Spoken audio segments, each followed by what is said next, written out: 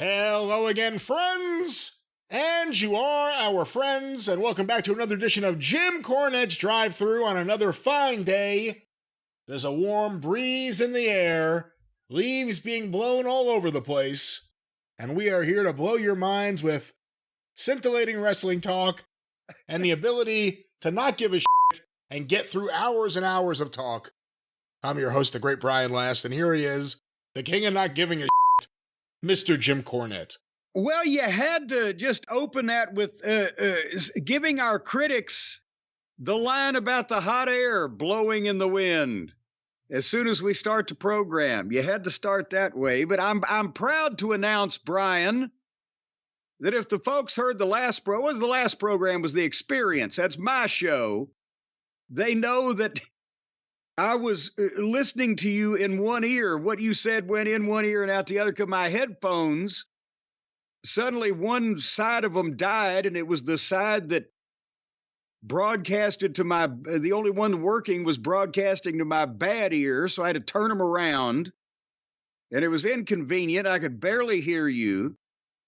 I only really like it. I like it either if I can hear you full up or not hear you at all. That last one may be a little bit more preferable, but one or the other, but not in the middle where I can barely hear you. Can you hear this? Good. Use your imagination. Yeah, I thought you were going to play me something on your Xylomaker. I was playing you something. One finger up in the air. Yeah. Well, you know what they say. When you point one finger up in the air, you got three more pointing back down at the top of your head. Or something like that Lanny Poffo used to say. But anyway, now I can hear you on both sides because you sent me a brand new set of headphones, and now I can hear from both of them. And the only problem now is this morning I blew my nose because it finally rained yesterday, by the way. It was on record or on pace to be the driest month in the history of Louisville, Kentucky. All October, we got 5/100ths of an inch of rain. And then at 2 o'clock on the 31st, it fucking poured rain. But when I tried to blow my nose because of all the dry, leafy, dusty, pollen-y type of thing was being stirred up, now I plugged my right ear up. So I'm still screaming at you, aren't I? Because I can't fucking hear. Some things never change. Well, but I don't mean to do it with anger. Every time. People don't even know what you're like off the air. Brian, where's my fucking pen? Ah! Just nonstop. I don't do that. My pen! Ah! Fuck you! I mean, what did I do? It's only when the computer decides to act up that I because I'm telling you, boy, the day I retire, this thing's going off the deck. We filmed that for the channel? There will be no channel when I retire. I'm taking it all with me. You can't end. You're saying there's going to be a big finale and no one's going to see it? There's going to be a big finale, baby, and I'm going to have it, and I'm going to Red Skelton the whole thing. Oh.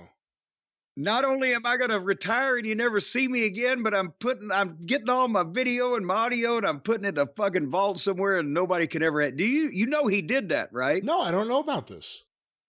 Red Skelton, when he was still alive for years and years, had his old TV shows and all of his stuff that he owned because he became one of the richest producers in television, locked up and wouldn't release it. And at one point, he had said he wanted to set fire to all of it and just be done with it, but apparently he didn't. And then after he died, that's why you see some of this stuff now, because saner heads may have. Google Red Skelton while I'm telling you what else is going on over here, and see if did he break before he died or was it after he died?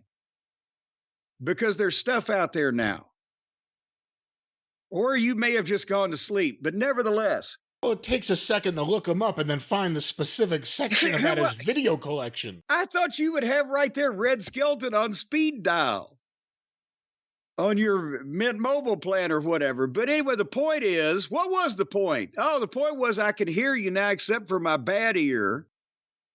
And then you got me started thinking about my happy retirement one of these days when I throw this fucking computer off the deck. And before that, I was going to talk about, did I recently give you, did we talk about on the show the Herpes? revelation? Oh, huh? No, what? No, quit, stop. I'm talking, did I give to you the revelation that I got from my tree guy about when to plant trees? You gave me the revelation. Yes, Father. Because I'm yes. a revolutionary and a visionary and an arborist. Did I tell you about what the fucking tree guy told me? I don't know.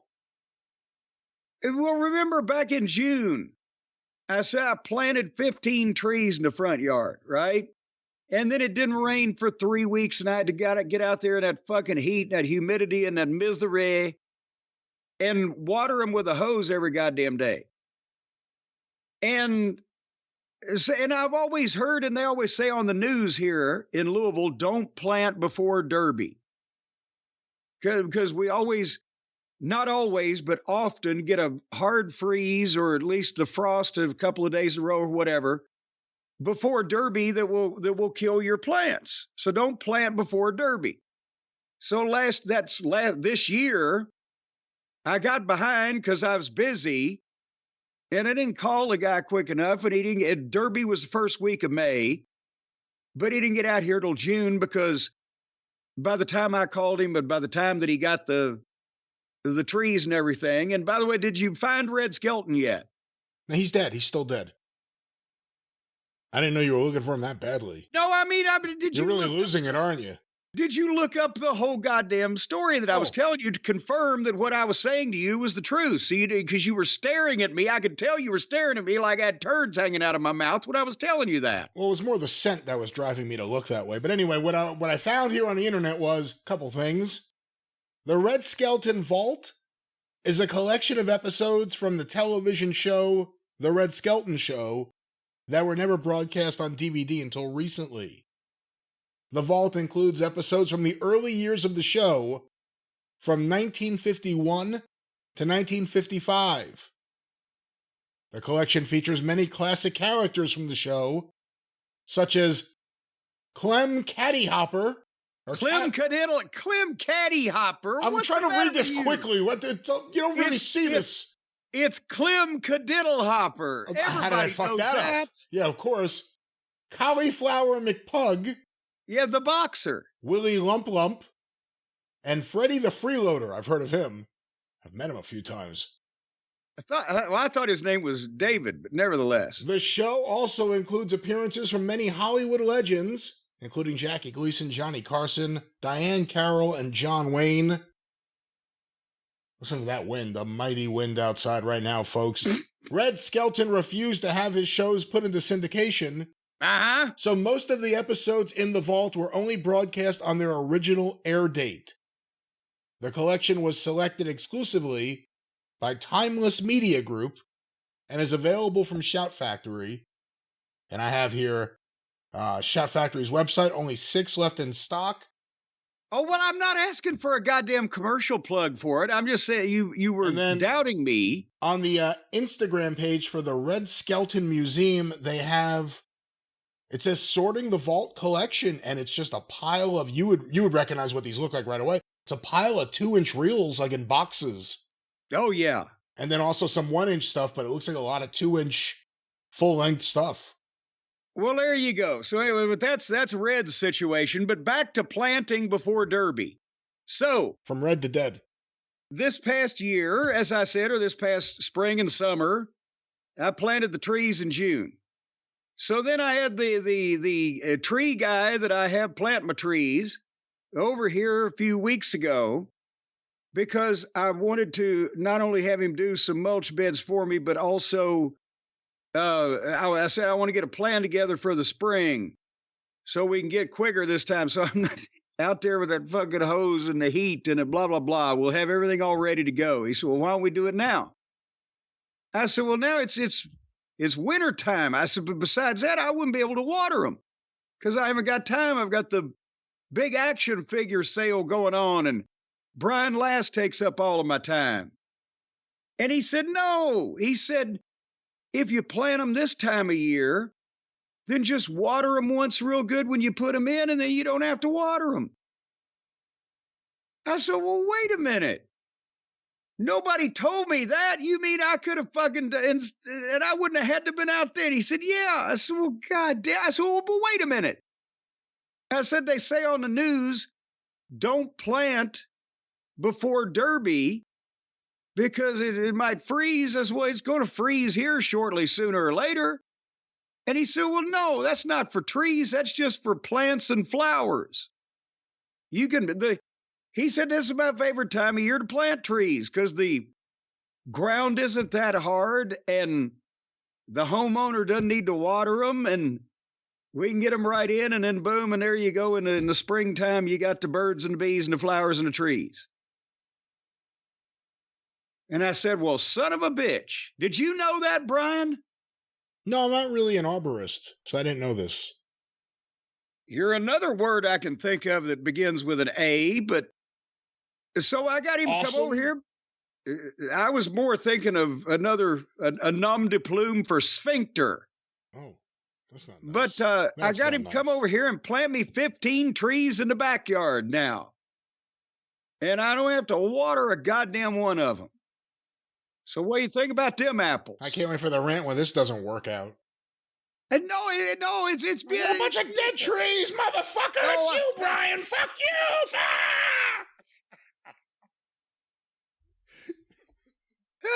I'm just telling you. It's just they look lovely out there. And got a couple of weeping willows and a couple of redbud trees and about a half a dozen oak trees, and they're just lovely. So it's your program. It is. I would almost forget that because you're doing so well leading the show here today. I would hate to stop you, in fact, if you're feeling the groove. Well, normally, basically, I just lead this thing down whatever path it goes anyway, don't I? I was trying to be polite and let you take over the hostifying. All right, well, let's hostify a little bit. There are some topics, and as always, we have questions and things we want to get to.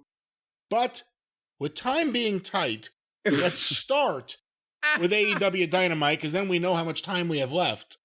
And this is another one of those episodes of Dynamite where as I'm watching it, I laugh. I, cover my eyes at times, but I laugh a lot. And I just wonder, what is Jim going to say about this? Because so much of it's undefendable. To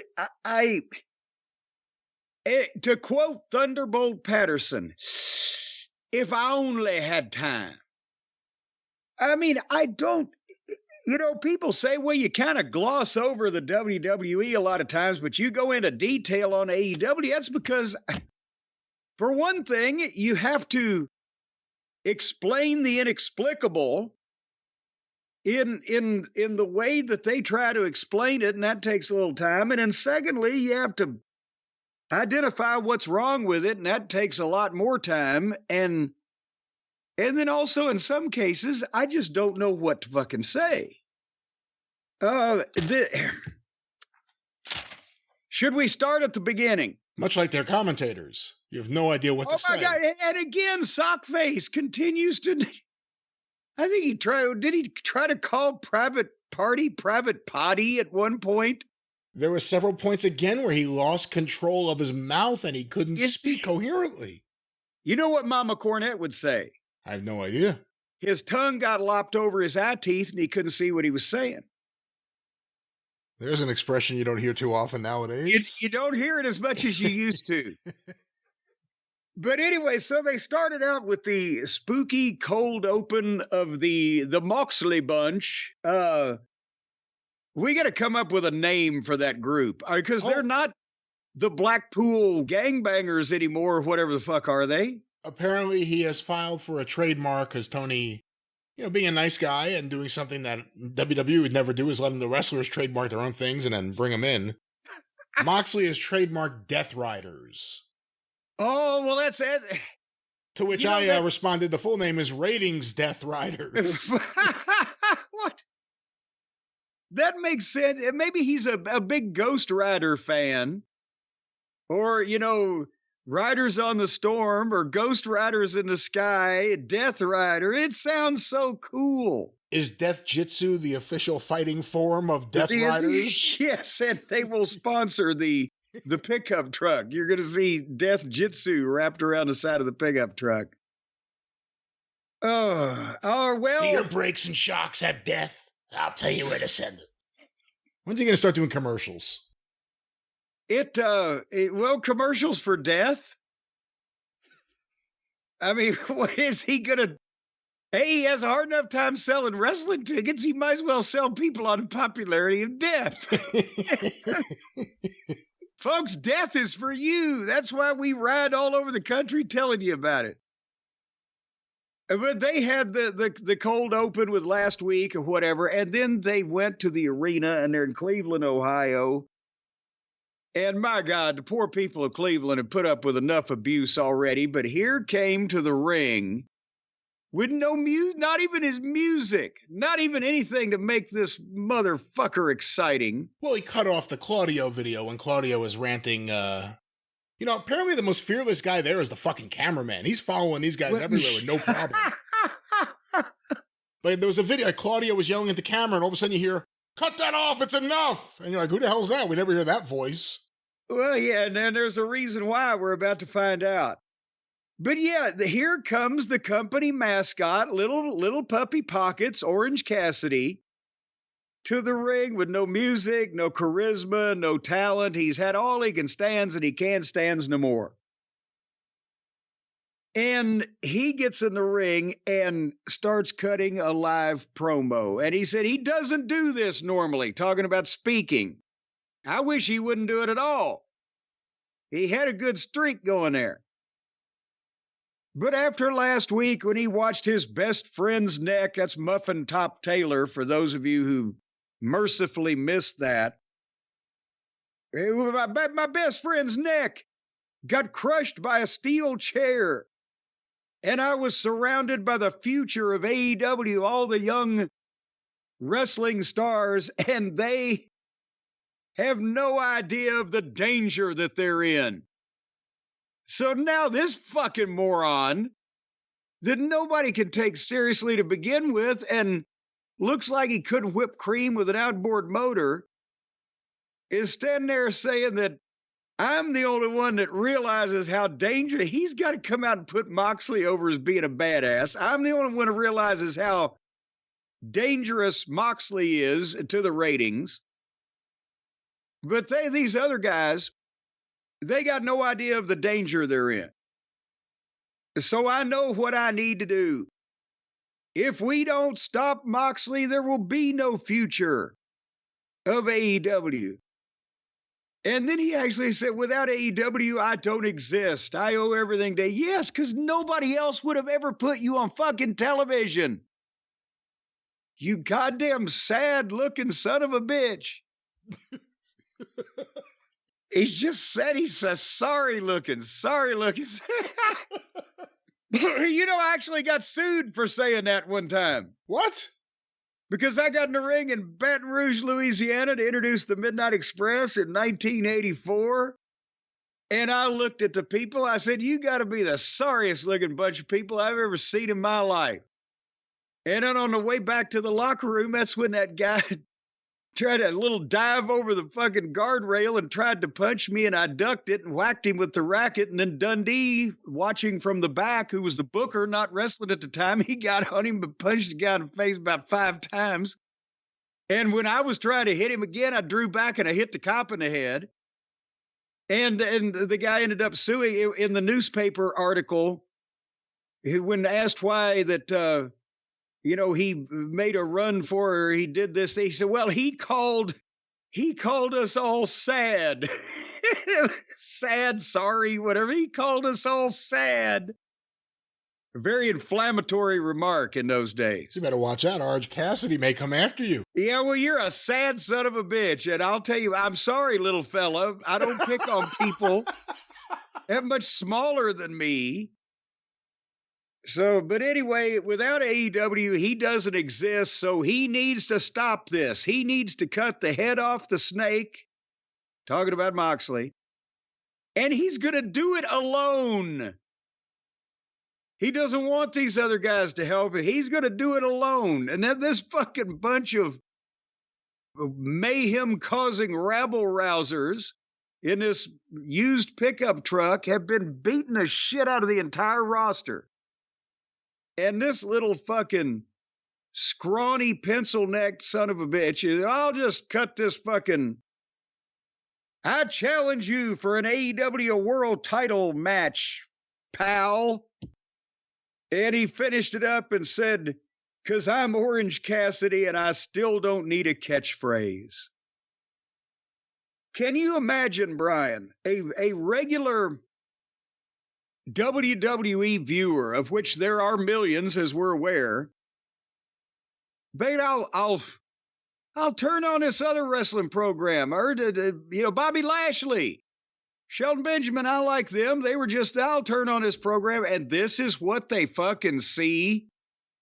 And they're horse laughing, and that's the end of that experiment. Could you imagine if you had turned on WWF TV in 1994 and Doink the Clown came out and says, "I don't normally do this, but without WWE, I'm nothing. I'll do it myself."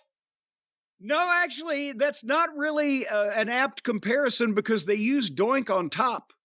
It's not an apt comparison, too, because that was only a couple of years into Doink. Orange Cassidy, this is 5 years now.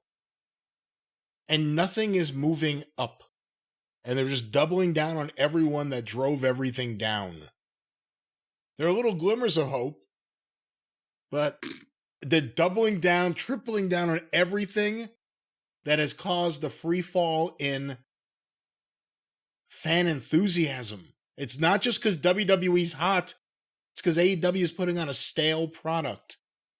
No matter how many times you see a flip that you like, it doesn't change that it's a stale product. So now Orange Cassidy is getting into the main event. I told you years ago, I said, Tony's going to find a way to get the world title on Orange Cassidy. I'm not saying this is it, but this is the road to it. And again, when you need to improve your company, and you are bringing people with size, if you walk into a restaurant, you see a Shelton Benjamin, let alone a Bobby Lashley or an MVP, you're like, man, that's a big motherfucker, Jesus. I don't want to Rick Ross. I don't want to fight this guy. This is a big, scary guy. You see Orange Cassidy, you're like, I could take him.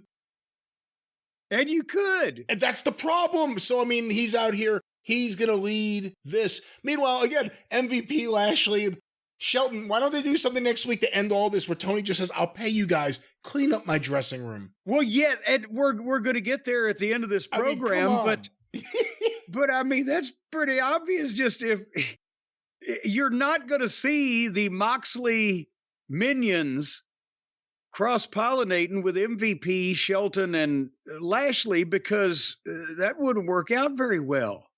And they're doing the whole Hurt Business thing right. It's amazing. This again has become a schizophrenic program where you have this childish indie nonsense over, a guy that fucking plays pocket pool is going to get revenge for his friend Muffin Top. And nobody gives a fuck about these people except their own little indie bubble. But there's the other problem right there. When you hear the audience reaction, or in a lot of cases, in most cases on this show, this week and most weeks, the lack of reaction, what does that tell you? They're not even that enthusiastic about it. And at the same time, they've established a brand new top heel group that's so badass that the people are cheering them already. They just got there. It's because they're doing wrestling, grown men doing wrestling angles that, imagine this, look somewhat convincing. Well, the other thing, too, is who's the baby face in AEW that isn't a sappy baby face? Like, when you really think about it, like, who have they put out there as the baby face side against Moxley? Not counting the Bucks who ran away, but Darby. Dork Order, Orange Cassidy, Daniel Garcia. How many of those guys have done a promo about how grateful they are to be there, how much they love it there, how they're mad at MJF or other people for not loving it enough there? Like, this is the problem. That's not the future of the company. And they're acting like this is the future of the company. You forgot about Action Andretti. None of the, well, you know what? He at least hasn't done that promo. They don't give him promo time. Yeah, he never gets to talk at all. But no, seriously, right? Every single one of them, you want to get behind him, and it just turns into this sappy promo that's as cheesy as like a babyface talking to kids in the early 80s. Like, it's just cheesy, and it doesn't work. It makes people less, no, it makes them more friendly and less someone you want to cheer. Well, yes, and also, let's be honest, even if they had material written by Roy Shire himself, they're not gonna, they're kids that nobody cares about because they've been interchangeable and they've done the same shit over and over for the last however many years. And in one of these brawls they had, one of the Dork Order guy, is that Reynolds? Alex Reynolds. He's the one with the long hair, right? And he had his ribs taped up. Yeah. I said, what the fuck? When he first came in and somebody grabbed him and dropped him on the railing crotch first, I said, who is that chick in a tube top? I was like, who is that? Just came out of nowhere. It looked like a girl in a tube top. Alex Reynolds with his fucking rib tape on. And it's just these guys have been job guys and or willy-nilly, wishy-washy, interchangeable indie wrestlers, and nobody's produced them out of it, and nobody's booked them out of it. And now that's what's running in to fucking save the company. Again, Skelton and Lashley could, just step in and easily take care of the situation instead of these fucking dozen guys.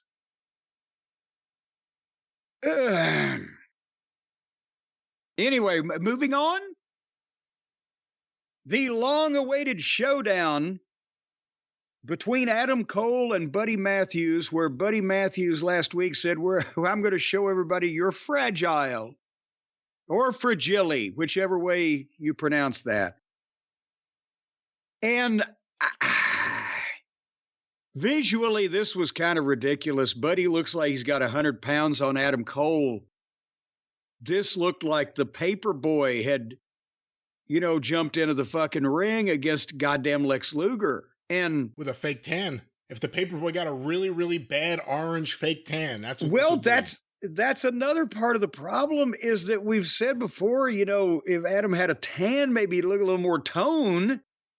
But they gave him some kind of, what did they use? Pam spray? That fucking cooking spray? Between the Bronzer. fake spray. Well, it wasn't bronze. It was fucking between the fake spray tan and the flabby thighs. He looked like a Simpsons character. It was just, I don't know what's happened. And is there some way that he cannot wrestle in swim trunks and maybe long tights or goddamn something? Wetsuit. He loves the ocean. A wetsuit. Anything. He dreamt of being an astronaut. Something a little more baggy. Could he, I don't know. But they had a match, and it was like if you overlooked, Adam can work if you overlook what he's become physically and what Buddy Matthews looks like. But the break spot was Adam took a bump to the floor and he's just leaning on the apron and he's ignoring where Buddy is until Buddy runs down the apron and throws a kick and missed him by a fucking foot. If you go back on the slow-mo, if you DVR'd it, and you could tell it missed, and Adam sold it like he'd been shot with a cannon, and down he went, and they went to the break. Did you notice that the fans were cheering Buddy? Even though Yes. Adam Cole's been brought in and they've tried to reestablish him now as a babyface again, they were all cheering for Buddy, and I think a lot of it was because of the appearance. When you see them in there together, it's ridiculous. Well, and also they cheered Adam coming back because he returned from a long absence from an injury. That always gets you cheered unless you're, a dastardly heel, which he wasn't. But then now that they've heard the explanation that he's explained for why all these things went on a year ago, that it doesn't make any sense, I think they've all rolled their eyes, haven't they? Yeah. So anyway. You know, it's like I said to you, I think the way he was booked from the moment he got there, it began with the MJF stuff. I didn't like it, but it got over with those fans. And then that all went haywire. And then he's been a babyface and a heel and back to a babyface 3 times, like without having a match. Like it happened over a couple of years. And again, the appearance thing, it's part of the story. I hate to say it, but it is. Well, and then again, Buddy Matthews, look at the way he looks. And we've talked about he's the one in the House of Black that can work. But they come back from the break. Immediately, Buddy gives Cole a superplex, and they just rolled through, and Adam Cole just picked Buddy up and suplexed him after being superplexed. And then Buddy's working on Adam's bad ankle. And so he goes to the floor, and the doctor just comes up and starts checking the leg, and the referee is there letting the doctor check the leg and telling Buddy Matthews, get back. The doctor is checking the leg while Adam Cole is on the floor. Didn't that used to be a count out? Yes. When you got thrown from the ring or fell from the ring and could not get back in by the count of 10, that's a count out. They never said that the doctor is allowed. If the doctor stands up and says, oh, now, wait a minute. Unlike all the phony shit you've been looking at, this guy's really hurt now, so we're stopping everything until then fucking count him the fuck out. If the doctor needs to look at a motherfucker, chances are he's not going to be back in the ring by the 10 count. Count his ass out. But the other part of the problem is psychologically, I don't think any of this left the audience wanting to see Adam Cole come back and win. I think everyone kind of wanted Buddy to win. They felt sorry for him. If anything, like, can you get that poor little thing out of there before he gets hurt? But then when they do an injury angle in the middle of the match, then it becomes even more offensive when he comes back and kicks out of everything and somehow wins. Well, yeah, because the fans did the referee's count for him. They counted out loud to 10. You heard them, 6, 7, 8, 9, 10. They're doing it and still the referee didn't pick up on it. They counted out the baby face. Yes. And then the doctor starts helping Adam Cole to the back, and Adam's like, oh, I'll hobble to the back with you. And Buddy Microphone. Buddy Microphone. That could be his new gimmick. Maybe hey, you know what? We said he needs a better fucking gimmick, so there's Buddy Microphone. Buddy Matthews got on the microphone and goaded him coming back and called him a little bitch, which he was, because he's being helped out limping from this match that Buddy should have won already by count out. But now that he's goading him and calls him a little bitch, then Adam limps back and the doctor says, okay. And then they start going back and forth, and Buddy tries to get Adam Cole to throw the towel in, and Adam throws it at Buddy and kicks him 5 or 6 times, and knee lifts him and gets a 2 count. And then Buddy gets a buckle bomb and a curb stomp and gets a 1 count on this guy that was being carried out by the fucking doctor a couple minutes ago. And then Adam Cole just, oh, fuck it, he's mad now. Hits him with a Panama Sunrise. Buddy falls to the floor. Gives him a Panama Sunrise on the floor, which looks like it hurts the fucking giver more than the givee, doesn't it? Yes, very much so. And then he rolled him back in the ring and hit him with a knee to the back of the head. 1, 2, 3. So after all that, not only was it a rotten finish, but they just beat him flat. And as I said, the match was okay when they were working, if you accept the visual ridiculousness or ridiculosity of it. But then, the doctor thing and the whole thing and the blah, blah, blah. And then he beats Buddy flat. Then he gets on the microphone, Adam does, and says, Buddy, you reminded me of who the real Adam Cole is. Thank you. And they shake hands. Why would the goddamn... It's been a pleasure. Thank you. Yeah, the heel was like, well, finally, I've been recognized for my good works. This is the second member of the House of Black to have a weird babyface turn. Well, yeah, but here's the thing.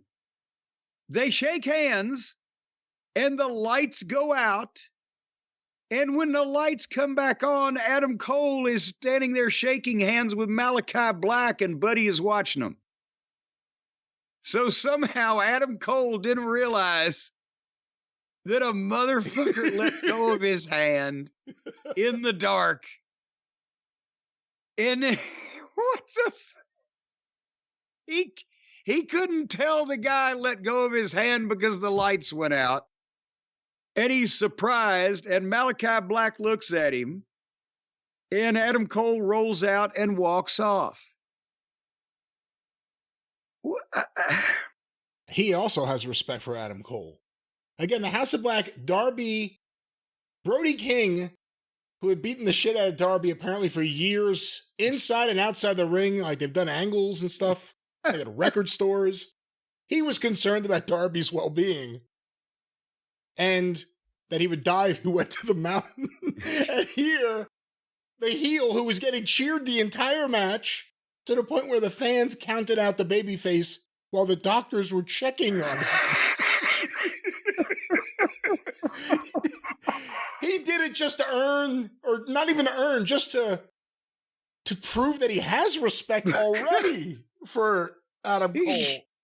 Explain this. You can't, right? Yeah, I don't know. How long did you write? I can't speak. Did you write down how long the match went? How long did it go? Well, we are 30 minutes into the show, and all we've seen so far is the interview with the mascot and this match. So yeah, lengthy. But you see, there it is again. Adam Cole, like I said with Orange Cassidy, the "can I take him" test. You look at Adam Cole and you're like, how come Buddy Matthews is having such a hard time with this guy? I'd kill him.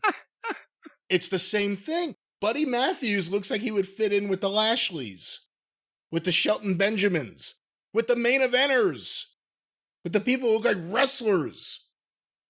Not the, again, just started the vision. And you know, the bad thing about Buddy is he can work too, rather than just looking good. Started the vision for just 160-pound men. Do it. Just put them all in one division. Wait a minute. Now, hold on. Drop that last qualifier. Because they started this division for 160-pounders. Well, then again, you're gonna stand Conor McGregor next to Adam Cole. Like, fuck. That's true. That's true. How about wrestlers that go to the gym versus wrestlers that don't? Well, and we're not done actually here now. You know, with this whole angle, because once they went to the break and they went back to the back into the locker room where there's Adam Cole, Matt Taven, Mike Bennett, and Roderick Strong, 4 sterling white meat baby faces. And Adam Cole, because what have we said about Adam Cole primarily from day one, that his strongest point is that he can cut a convincing promo, that he has inflection and he has delivery. And you technically tend to believe that Adam Cole means every word that he's saying here with this delivery, and that means that you have to think that Adam Cole is the biggest bullshit artist in the world, because what he's saying makes no sense. He's still trying to make MJF the heel. That's why we had to fucking strike first, and we had to be this, because I wasn't gonna sit around and let MJF do to me what he did to everybody else. Does that explain why when Adam Cole was in a scooter and a walking boot from a severe ankle break, that Roddy and Taven and Bennett were making him do their yard work? How does that fit into this whole goddamn thing? What? I forgot about that. Yeah, see, that's why none of this. Where's Wardlow? Where's Wardlow? Where's Wardlow? And he even mentioned his name. He said, I'm not going to let MJF do to me what he did to Wardlow. Well, then why did you find Wardlow and say, hey, you're the last motherfucker to beat this guy? Why don't you come in here instead of these 3 wombats I've got behind me? Who made me do yard work when I was in a walking boot and a fucking serious injury? And they're out there making me sweat fucking cutting the goddamn grass. Because of why? We never figured out why. Because they were bros. He was bro chachos with MJF. Well, if they were making him if MJF and Adam Cole were a unit of friends and bro chachos and this tag team, but Adam Cole was secretly working with Roderick Strong and Matt Taven and Mike Bennett to lull MJF into a false sense of security and strike like they did, then if MJF was already bro-chachos with Adam Cole, why did they have to go over and above to prove to MJF that Adam Cole was not like Roddy and Taven and Bennett by having Roddy and Taven and Bennett mistreat Adam Cole? What the flying fuck? Sometimes there are no answers. So speaking of no answers, here came Don Fallis, the leader of the Fallis family, and he brought out, the bald-headed geek. Remember those Jimmy Valiant promos from 1986? Paul Jones, you're going to be a bald-headed geek, baby. Woo, mussy. He brought out bald-headed Kyle Felcher. Do you think if that was done today, the bald-headed community would be protesting against AEW?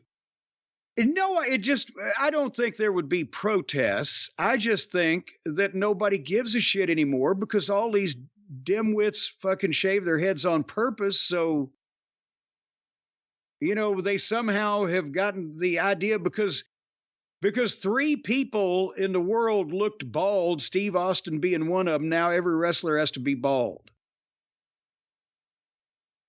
I saw a bald woman on TV the other day. And I think it was on purpose. I'm not saying she had been through treatments or something. I'm thinking this was a choice she made, and somebody in her family should have intervened. Maybe she joined the Nightmare Collective. No, that girl's hair's had time to grow back. It's been 3 years since we've seen her. Mel. I used to think that was the Bee Gees song. Bald-headed woman to me. See, the AM radio back in those days, it wasn't like the Raycons. But if you stop and think about it, why would they be singing this song? Well, exactly. That's why I wondered about them for so long. Meanwhile, they're covered in hair. Yeah, that's why I figured maybe it's some kind of goddamn deal they've got. Where they're the ones that want the hair, and if you don't have hair, they're not going to be there, or whatever the case. So where were we going? We're talking about Kyle Felcher being bald-headed, and they called out Will Ospreay, and Will Ospreay didn't come out. So Kyle started talking again, and suddenly music played, and out came the announcers identified him as Mark Davis. And nobody in that building knew who the fuck this was. And Tony Schiavone, well, listen to the ovation for the return of Mark Davis. They were playing music. That was the ovation. The fans were going, huh? And he was dressed like he had been changing his oil on a Sunday afternoon in his driveway. And somebody said, hey, go down to the wrestling show. And Mark Davis is upset at what Kyle did. And I just wrote, this is insane. I'm watching a fucking wrestler have an argument with some stagehand at this point. I mean, and, Mark said, we used to have an empire. The fuck? That was the name of your team. How about if you and me, Brian, go as the 12-inch dicks? Does that mean we've got 12-inch dicks, or is that just what we decided to call ourselves? That means you're riding my coattails. That's what that means. I'll tell you what. Wait, where's the we in this conversation? We wouldn't White have man. we wouldn't have a total of 24 inches without my 3.5. So anyway, Kyle told Davis that you'll always have a spot in the family, but you better make your decision pretty quick and make it right. And Mark Davis said, we had a whole empire, not just a family, and you destroyed it. And he walked off away. And Mark Davis versus Kyle Felcher. I don't know if WrestleMania is big enough for that one. Do you? You know, it was disappointing on two ends. It was disappointing. The fans had no idea who he was or what any of this was about. Everything with Kyle Fletcher, since Mark Davis got hurt, has been to get him away from the whole Aussie Open thing. He dyed his hair. They put him with Callis. Got a bunch of high-profile losses on TV. Then they started doing the thing with him and Ospreay. It's a few months now. They even involved MJF in it at one point. So now they're bringing back Mark Davis. Now, none of those fans know who he is. And on the other side of the coin, if you're a fan of Aussie Open, this is the Aussie Open breakup. This was horrible from both ends of it. From both ends. Right? Think about it. This, Anyway, if you're a here's fan of another these guys thing. and you've been watching them in New Japan or Australia or wherever for years, this was the big breakup. Well, those 17 people are going to be fucking pissed off, I'll tell you that. But no, again, they're in a building. They played music and put up the United Empire logo, and they have Mark Davis walk out, again, looking like some guy just wandered in. He'd been to Popeyes down the street, and they wouldn't let him walk up to the drive-thru. But somebody said, here's a free wrestling ticket. What are the people supposed to do when they can't tell who the fuck this is, that it's even a wrestler, and it's a guy that looks like they've never seen him before? You know what he should have done? He should have done that whole thing where he comes out and he says, "It's me, I'm back, Joe Stevens," and get a reaction. I lied, I'm Mark Davis. See? None of you even know who I am. You know what? They used to do that back in the Tennessee territory in the 60s when they would unmask a fucking masked wrestler. They just give us some gimmick name. When they I've got it in my notes somewhere, but I can't. But when they unmasked the Mummy in Louisville, they gave his name as some fucking bullshit, some guy I've never heard from, or never heard from. No, we broke up, and I've never heard again. No, I never heard. He was a great pen pal as the Mummy, and then once he lost that. But anyway, nevertheless, that was that. So I hate to see the United Empire come to this, because they were united and an empire, and now they're ununited, and they're very unempirical. So, I guess that means Ospreay, by the way, is a little bit of a sabbatical in England. Is that the only way to take it? Well, I don't know. Maybe he couldn't drive. He couldn't get to the fucking building. He had nobody to drive him because he got no driver's license. We established that. Remember, he said he'd never driven in the United States before. That was a while back. That was when they cut his tires for his car. Yeah, when he was about to attempt to drive to the hotel. They found his tires were cut, and then they made the whole spot about Bar Brady. I said, have you ever driven in the United States? No. Where were we going from here? Is there more of this? You know what? We were going to go and we were going to talk about more of this. But, you know, sometimes in the middle of these shows, Jim, sometimes you just need a break from the action. Sometimes you need something else. Sometimes you may want to go and just do some shopping. Or maybe you want to load up some items for your business and sell them to other people. There are so many options and so many things to do. All of them will probably be better than AEW's merch operation. But well, you finally struck on something I can run with there. I found something. After playing whack-a-mole with every goddamn thing you could. I'll tell you what they ought to be doing over there at AEW, selling their merchandise. They ought to have Shopify taking care of it for them. That's what they ought to be doing because, as we all know, folks, nobody does selling better than Shopify. They're the home of the #1 checkout on the planet. And they also have a not-so-secret secret. As a matter of fact, as I remember from an interview one time from a wrestler, he said, it's a very well-known secret. And this is a well-known secret, too. ShopPay boosts conversions up to 50%. So, boy, I'll tell you, if your conversion needs a boost or a leg up, 50%. It's gonna be just that quick. Does it mean that they're 50% quicker or 50% bigger? Or no, they're just 50% better. And way less carts go abandoned with Shopify, and way more of the sales, the money, the dinero, the moolah, way more of that goes right in your pocket, where you can shake hands with Malachi Black, who has his hand in everything. But it won't be his hand. It will be someone else's hand. Well, that's only when you draw it out of your pocket. If you're into growing your business, folks, your commerce platform better be ready to sell wherever your customers are scrolling or strolling. So if it's on the web, in the store, in their feed, out on the street, you know, Shopify employs a troop of people that just go up to people at random on the street, especially in Times Square, and say, hey. No, they don't know. You want to buy some of Hotchkiss's goods? They certainly don't say that. No one says that. I've got some of Aunt Emily's merchandise right here, and they will make these people buy something so they can walk past. So right there, there's more money in your pocket. Right there, that's not happening in Times Square. That's not the way Shopify does business. They do business for you, with you, to help you. Yes. Let's talk about that. It's all about making you money. That's why other people have money and you want it, and they're going to get it for you. So it doesn't matter what you're selling. You could be selling freezers to Eskimos or pussy on a troop train. It doesn't matter. One way or the other, they'll make people buy it with Shopify, because businesses that sell more sell on Shopify. It's no secret. Businesses that want to grow with Shopify. They sell and they grow.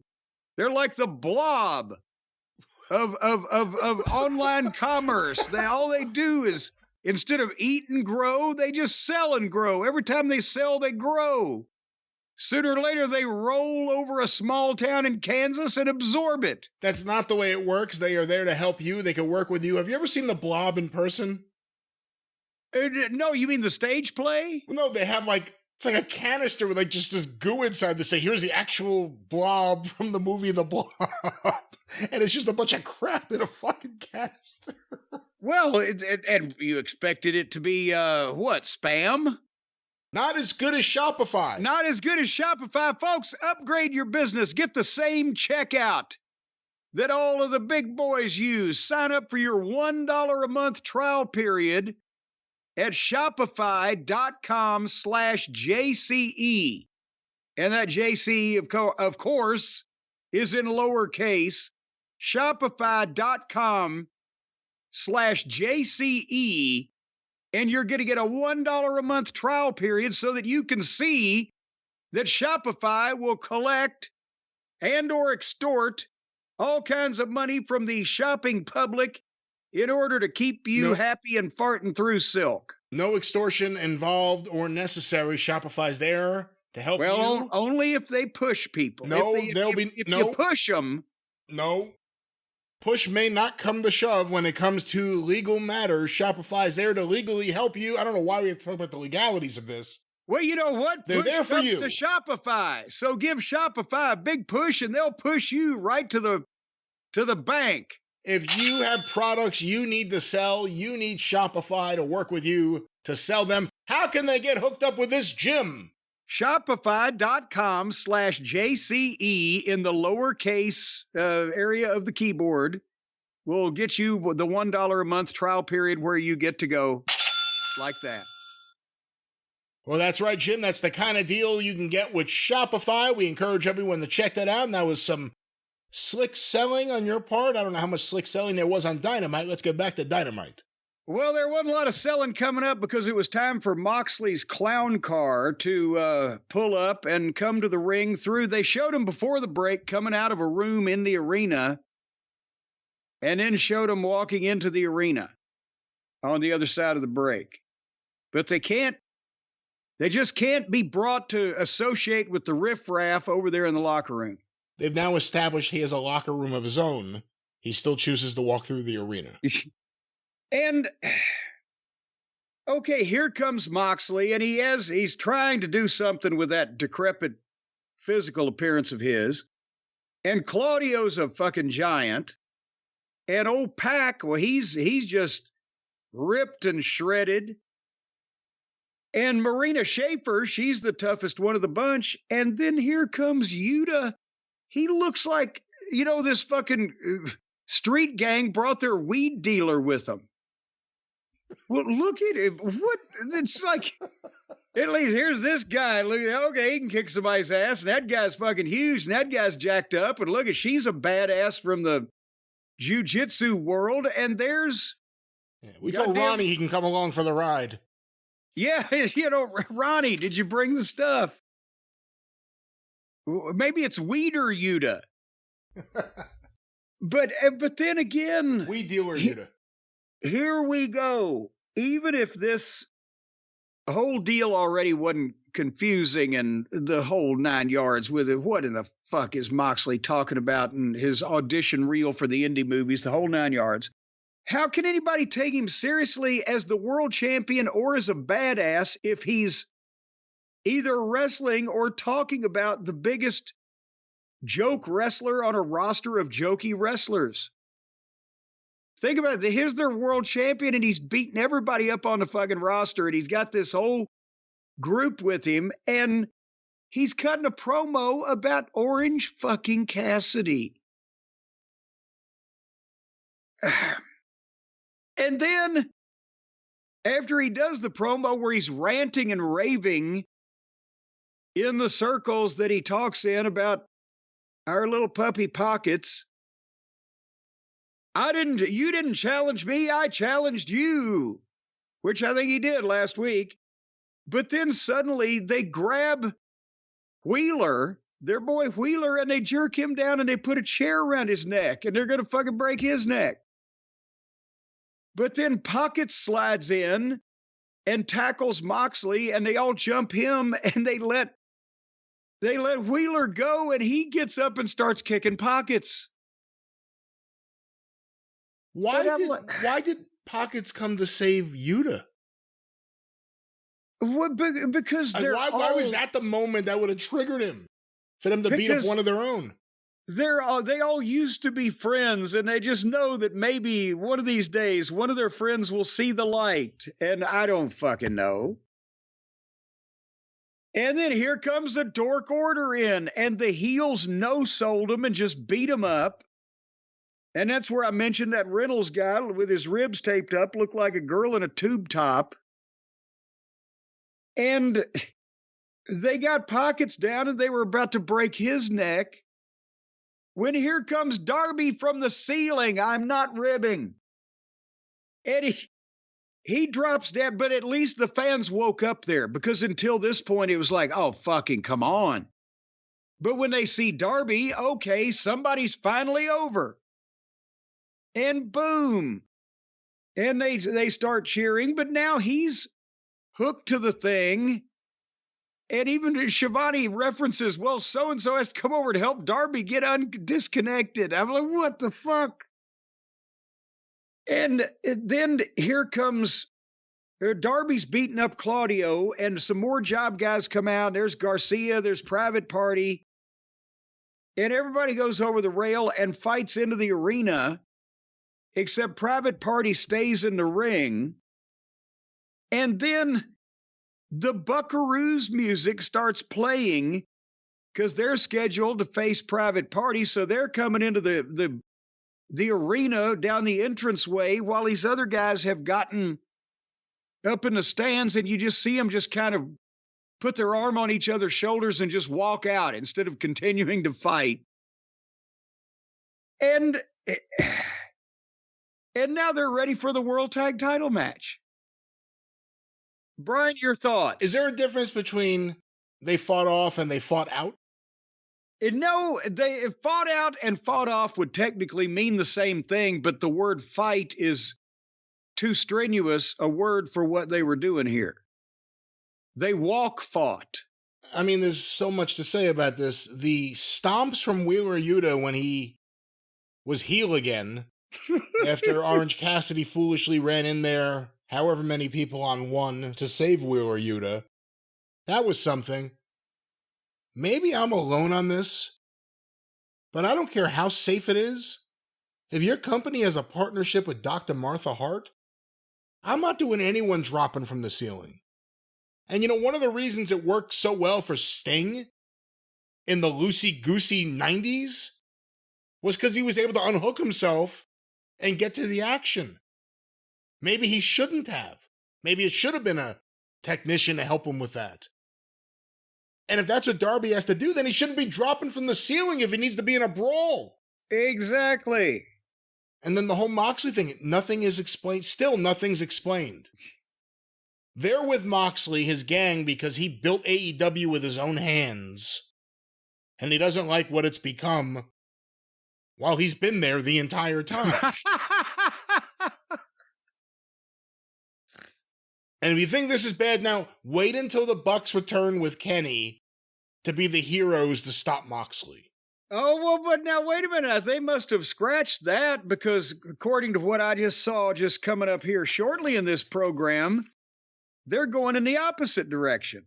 Well, as you said, the Moxley-Darby angle ended, but the next match began instantly as all of this was wrapping up.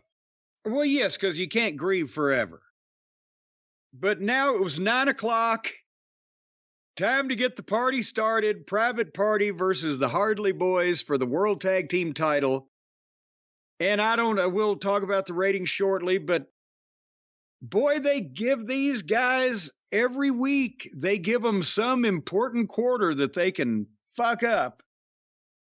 And I mean, this match, again, you can't seriously critique it as a wrestling match. The cartwheeling and cheerleading began in earnest immediately. They've got their handpicked referee, the desiccated corpse himself, Rick Knox. So there's going to be no tags. There's going to be no sense of logic or order or credibility. They managed to work a spot where the baby faces look like complete idiots, where one of the heels ducked and one of Private Party hit his own partner with the ring bell. And that was the way that the guy got color. And of course, it looked like he tried to pop a pimple. That's how much blood he had. But still, so the baby faces are busting each other open now. Then they drug one member of Private Party to the stage and left him there so that Cody could come out and give him what may be the fakest tombstone piledriver I've ever seen on the stage. Would you call that a tombstone piledriver, Brian, or would you call it picking somebody up and gently bending to your knees to let them down? Yeah, Okada just kind of went down. He got less air than Gino Moore doing a big splash. He just didn't even leave the ground. He just went right down very gingerly. Yes. To Tombstone Piledriver, the babyface, to make sure he can... I mean, the Tombstone Piledriver on the entrance stage did nothing to stop the babyface. But anyway. Well, no, because he was up and back in the ring a couple minutes later. But the point is, we're not saying break the guy's neck. We're saying if you can't do something that looks good and professional, then just don't fucking do it. And this guy can't do anything that looks good or professional. So then he just left. Cody just left again. And they beat up the other Private Party fellow forever. 2-on-1 for minutes at a time in front of the most useless referee in the history of wrestling. And then the other Private Party came back that had been tombstone piledrived. And they had a continuous four-way until they hit a double team move on little Nicky, the younger brother, and covered him 1, 2, 3. Big pop. Fans happy. Yeah, well, the fans love the idea of the Buckaroos not being the champions anymore. And then as the people popped and Private Parties got the belts, the Buckaroos jerked the belts away, and then they look at each other, and then they handed them back to him and patted him on the shoulder and left. See, babyface turn. And then they're about to run out of the goddamn building with their tails between their legs like cowards. But in the meantime, this match would have gotten everybody involved in it expelled from wrestling school. And it took 20 minutes. The right result, but boy, it was brutal to get there. I mean, the right result, we'll see what Private Party has to work with going forward. But definitely needs some kind of change in that tag team division, and you definitely need the Bucks. I mean, how many times have the Bucks had to go away at this point? And they have to do it again. See, they go away well. The part that they can't master is the coming back. Is the groan from the audience when the opening notes of their music hits again in a couple months. Yeah, that's what they can't avoid. Well, but we're going to get to that. We need to keep chronologically. So we're going to get to their exit from the building in a minute. But then there was the segment that I don't know why they didn't do this in the back, because they had these three dimwits just come out and stand there in front of the people with their backs to the people. But Jericho, Big Bill, and Brian Keith did a promo in the fashion they've been doing it. And at the top of it, I jotted down real quick, how did he convince anybody to let him do this bullshit on television? I'm just talking about the overall gimmick. I'm talking about the tone in his voice that he never had before, and the fact that he's dragging Big Bill down with him. And I mean, Brian Keith's lucky to be there. Everybody obviously see that. But just without even talking about the content, the delivery, the goofy delivery. This hasn't gotten any heat per se. This hasn't increased ratings. This hasn't increased buy rates. This hasn't increased ticket sales. This hasn't increased interest. It's Jericho doing another thing that Jericho does to just annoy people and stay on television. Am I mischaracterizing the cheesiness of this whole persona that he's adopted? Well, again, let's take everyone a step back. Jericho started getting an incredibly negative reaction from AEW fans, starting, I think, in New York when it came out that he went after Stephen P. New and said, I, never signed an NDA. And then it was brought up that how many people have signed NDAs because of him. And then that kind of shut Jericho up. But the fans remembered it, and he started getting booed. He started getting the please retire chants. And, of course, it's moments like that that lead to reinvention. And more importantly, ways to convince Tony Khan that you can reinvent yourself with your bad ideas. And the problem with Chris Jericho is there's never someone to put him in check and say, no, Chris, this is all really bad. You're not good at this. You're not an ideas guy. You're a bad ideas guy, but you're not an ideas guy. And that leads us to this point where quite frankly, a play on what we make fun of here on the show. The thanks guys led to hi guys. I mean, it's really just a big, he's blowing a kiss to us with this whole thing. He's blowing somebody else, though. Unfortunately, it seemed like with this promo, maybe it's gotten to him a little bit. Well, and here's the thing, and I know Uncle Dave, because he mentioned, Dave Meltzer in the Wrestling Observer newsletter gave my ladder match with Mark Briscoe 4 stars. And then in this week's edition of the Wrestling Observer newsletter, Uncle Dave says that, Jericho then cut a promo directly to the naysayers, to the people who have criticized AEW and criticized him and said they wouldn't get this TV deal or that, because Jericho's out there saying, if you underestimated Chris Jericho, then you don't know how wrestling or television works. And so Dave has taken that as Jericho is out there defending AEW and what they've done and what he's done, and now Ring of Honor and blah, blah, blah, because they're trying to shop around, or already have shopped around and believe they may have found a buyer for a Ring of Honor TV show with True TV, right? Which is one of the minions in the WBD canon, arsenal, whatever. Yeah, Jericho's acting like he's still a demo god or that he really helps the show or the ratings or anything. No, this is exactly where we thought he would end up, on True TV with 300,000 viewers. Well, yes, that's the thing. While Uncle Dave is saying that Jericho is cutting a promo, sniping at all the naysayers who have criticized AEW, no. He's cutting a promo, basically said, you underestimated me being able to sucker this fucking billionaire into giving me my own show where I can be the world champion. I can be all over the fucking thing, and I don't have to interact with these fuckers over here anymore. With all the people that don't want to work with him anymore. That's the other thing. It's not like the comments we had about Chris Jericho and his work over the last several years weren't heard by the locker room. He was able to sucker some guys in, that he was helping them, that he had advice for them. Who has come out for the better for that? No one.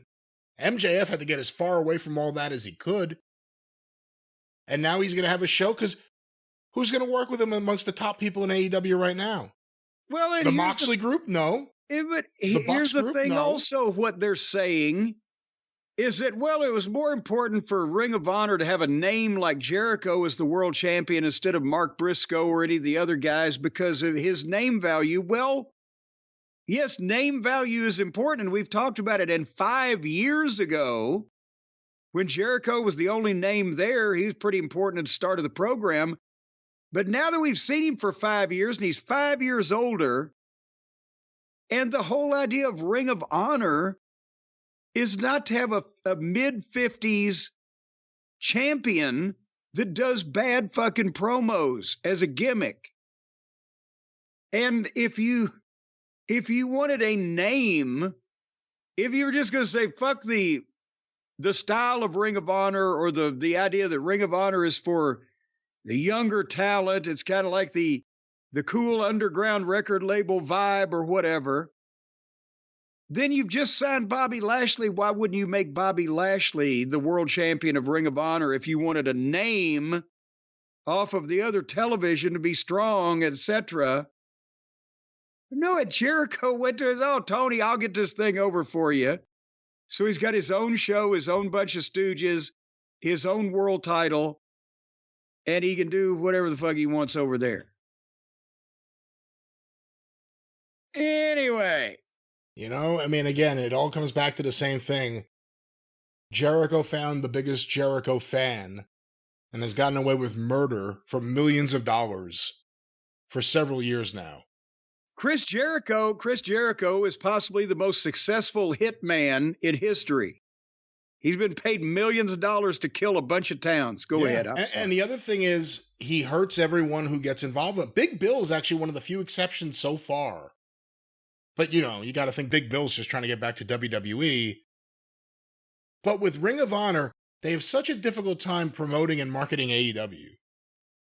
So if this gets picked up on True TV, let's say, another Warner Brothers Discovery Channel, or anywhere else, that means you would think they're going to start promoting, with Jericho as the world champion, they're going to start promoting the brand a whole lot more. That's going to create a little bit of confusion in the marketplace, isn't it? Jericho's the world champion. He's the world champion of AEW. No, that's a different world champion. Are they going to rebrand Ring of Honor AEW Ring of Honor? Like, how's it going to work? Or is it going to be like TNA to WWE? Or I guess that's not. Is it going to be like NXT to Ring of Honor? We don't know. It's very confusing is what it's going to be. And they can't focus on anything to begin with, and they're going to have more stuff to talk about. So I just can't wait. And Tony thinks these guys are his friends. That's the funniest thing. Of course he does. They're his highly prized, highly priced, and highly paid friends.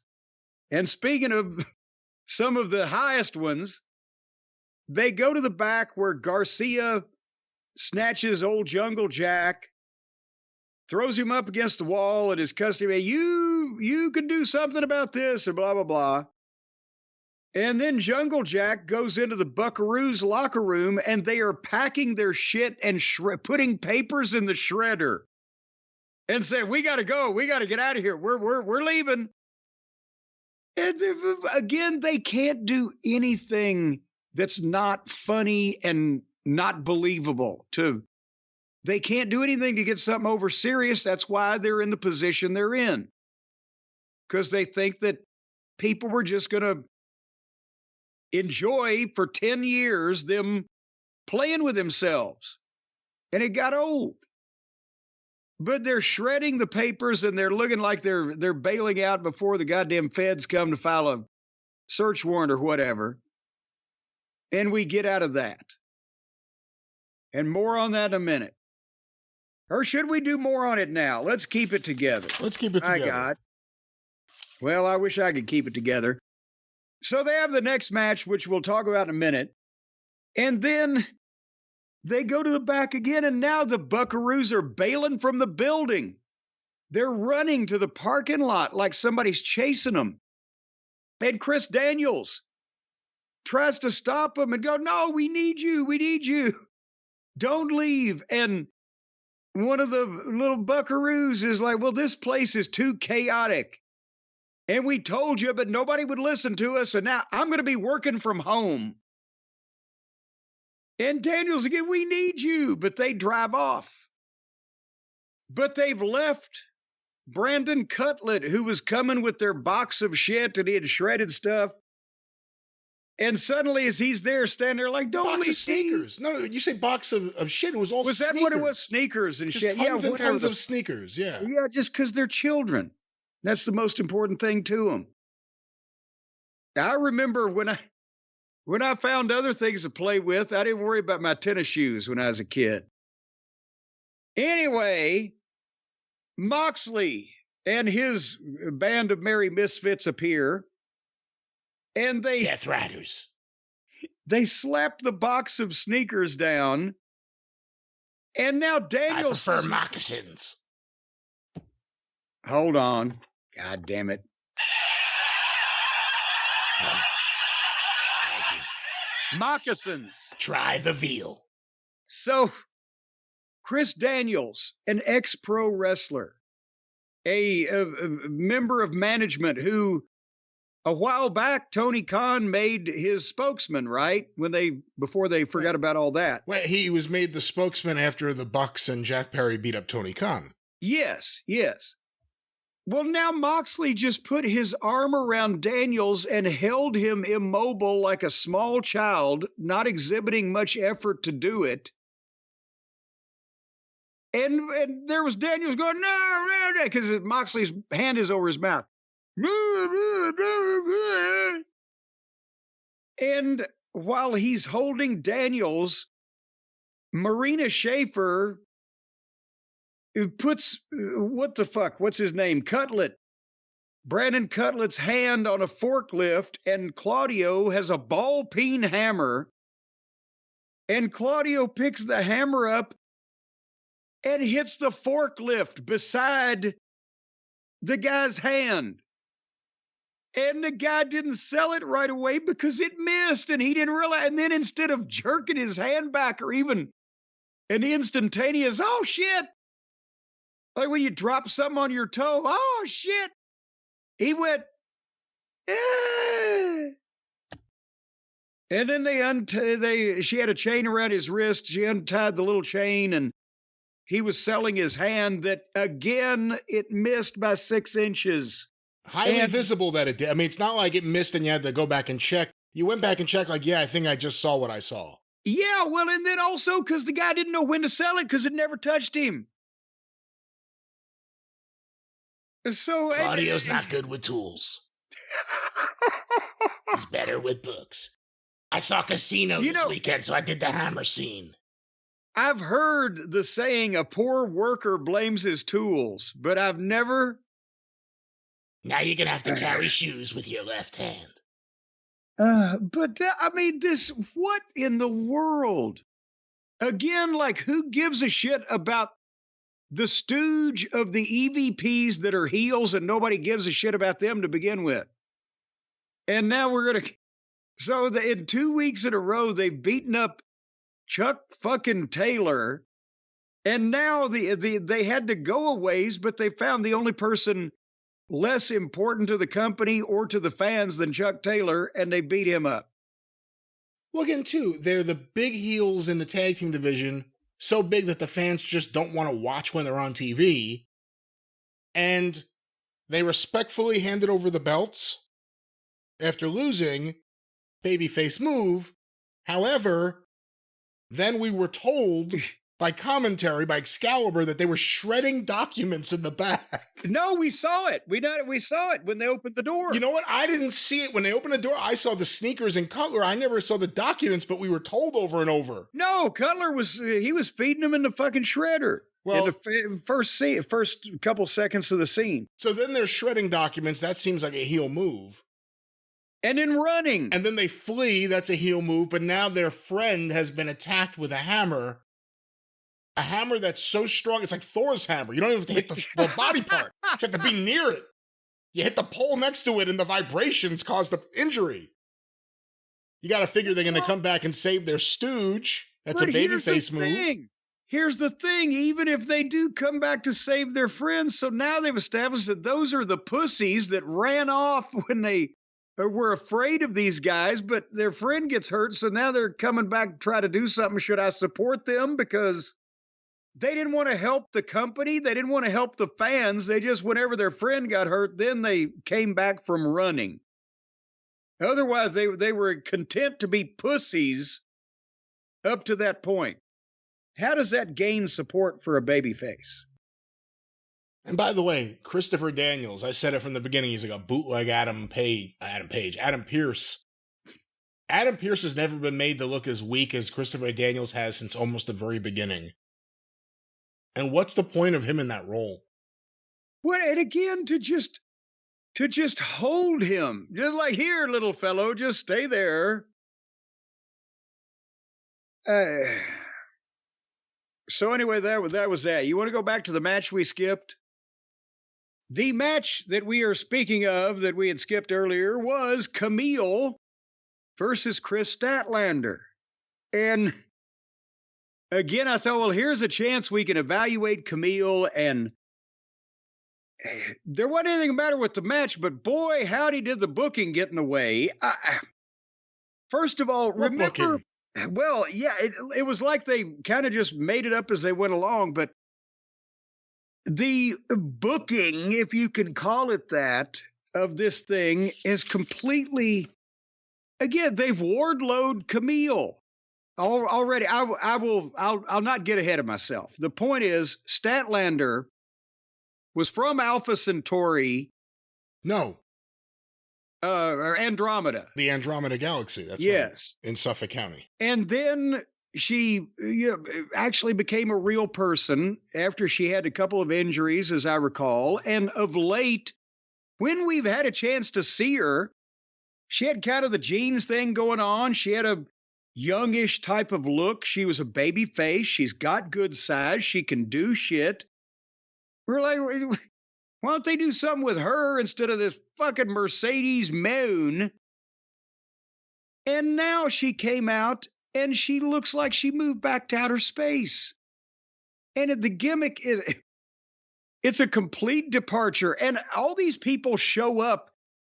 There used to be a rule in the WWF, you couldn't get a fucking tattoo without office approval. You couldn't get a new set of tights made that was radically different from anything you've been wearing without approval, because all your publicity, your pictures, the way you're being written for, your gimmick, you don't just get to, oh, fuck it, I'm going to be a ballet dancer this week.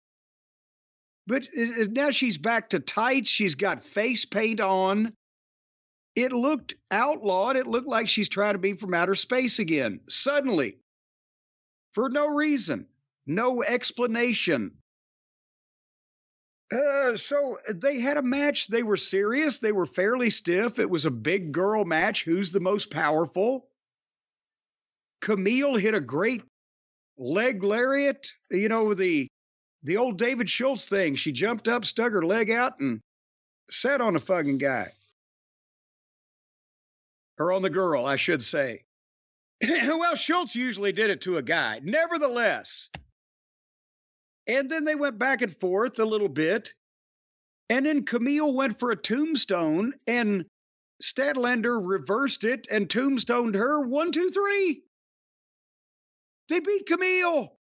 I was like, what the fuck? And Shivani's like, oh my God, this is a big upset. Camille was 5-0. Big fucking deal. She just got there. They beat her already? It's... Well, you had to know they were going to beat her when they were using her as a setup for the Mercedes Moné match for Statlander. That's the exact problem. Is Mercedes is attached to this, and the only way, I think it's safe to say you can't disagree that for the money that they have paid, especially if what we are told is even remotely true, that Mercedes Moné has been the biggest bomb in the biggest turkey, as Jackie Gleason would say, we laid an egg with that one, that there's ever been. But now they bring Camille in. They could have gotten heat on Mercedes with Camille. If Camille is established as the Diesel, the bodyguard, or Big Bubba, instead of Big Bubba Rogers, she's Big Bubba Gump. Is she? It's already over. Camille. But she's got great shrimp. Well, yeah, and you know what? She's standing next to the shrimp, Mercedes. But Camille could have won this with Mercedes reaching in and goddamn doing something and interfering, and Camille gets a win. But the heat still goes to Mercedes and Statlander, but nobody wants to see Mercedes do any fucking thing or wrestle anybody. But if they were going to try to put some heat on her, then Camille could have propped her up. But now they're beating, and then she beats Camille to Statlander, and then Mercedes knocks Statlander out from behind with one shot with a belt. She's going to lay there for the next 2 minutes. Mercedes gets the microphone and yells at Camille, "Get to the back now!" Like a whipped puppy. And then Mercedes says, if you want something done right, do it yourself. She's already burying the bodyguard. And then to do something herself, she pulled Statlander's head up, showed her the belt, and then dropped it. And then the music played, and she stood there doing nothing, which is what she's good at. But again, Camille 5-0. Well, goddamn, until she was 25 or 30-0, then they shouldn't have a goddamn match with her and somebody they don't want her to beat. Do you have any idea how many and guys and girls used to be in the wrestling business when they brought them in and put them on television to get them over? No, and again, they're doing some of the things now that you would see maybe with like a Shawn and Diesel after a couple of years. They've been together for weeks. Yes. And they're already doing all these things. Diesel didn't lose for a long time. Diesel wasn't just losing matches to set up people for Shawn right away. Or China. So it's ridiculous that, I mean, they took all whatever Camille was supposed to bring, they kind of took all of that away because of the way they've booked her. So now she's just a big girl standing there at Mercedes. She's not a threat. She can lose matches. And yes. Statlander was as big as she was. And Mercedes... After Queen Aminata, it's 2 weeks in a row they put Camille in there with women that were as big, if not taller than her. And also, Mercedes is not even particularly confident in her now, telling her off. So, and remember I said then the job girls have been pushing her around. So that was a chance to make something out of Mercedes, because if she wasn't coming off as such an entitled bitch that actually believes she's over, I would feel embarrassed for her at how over she's not. But, my God, and she's got nothing but problems, Mercedes. For all that money she got paid from Tony, did you hear about her financial issues? I don't have any idea what you're talking about, no. She overdrew her account at the sperm bank. Anyway, so we're going to move on now. That's a good idea. So That's a really good idea. Let's move on from the sperm bank. What's next on the show, Jim? Well, boy, I'll tell you what, some testosterone, thankfully. We got the main event with Swerve Strickland with Prince Nana against Shelton Benjamin with MVP. And this was not only one of the better Swerve matches I've seen, but the only thing actually worth watching on this television program. And again, except I'm not happy about the timing of the booking with what they did with the finish here. And they do actual rotten finishes, not in terms of who's winning or losing, but how it happens. But it appears for most of this that once again, Shelton and MVP are agenting, producing their own stuff here, because this was a wrestling match followed by a wrestling angle, which is out of place on this show, and it was perpetrated by grown adult men. And Swerve, as I predicted, was kept away from his worst instincts, and his leaping and athletics and etc. didn't get too fancy for the sake of being cute, but instead was a response to a more physical guy that was dominating him. So he had to use his speed and his inventiveness. And that's when this shit works. And I mean, again, Shelton, he out wrestles the guy, so Swerve has to be a little quicker. And Shelton gives him a belly-to-belly over the top rope to the floor, but Swerve gets an arm lock and scissors it around the ring post. And when Shelton opens up and starts manhandling Swerve, finally, he'll get hope spots, Swerve will, from underneath, but then he'll get suplexed on his ass again. And then 10 o'clock came. They were almost in break. They came back from the break right at 10 o'clock. Of course, they're going overtime. And again, I don't know why they're putting the best thing on the show at the end of the show where the fewest people will see it, but nevertheless, that's what they did. When Swerve made his comeback, did you notice that he didn't have the people with his comeback? Do you know why? Well, I actually thought they had a problem getting the people into the match, or at least getting them to make noise throughout the whole match, but why here?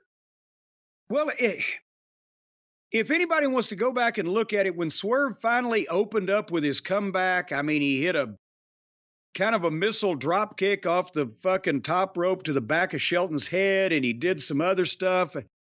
But what he does is not a good babyface comeback. It's a good series of moves to do in the match.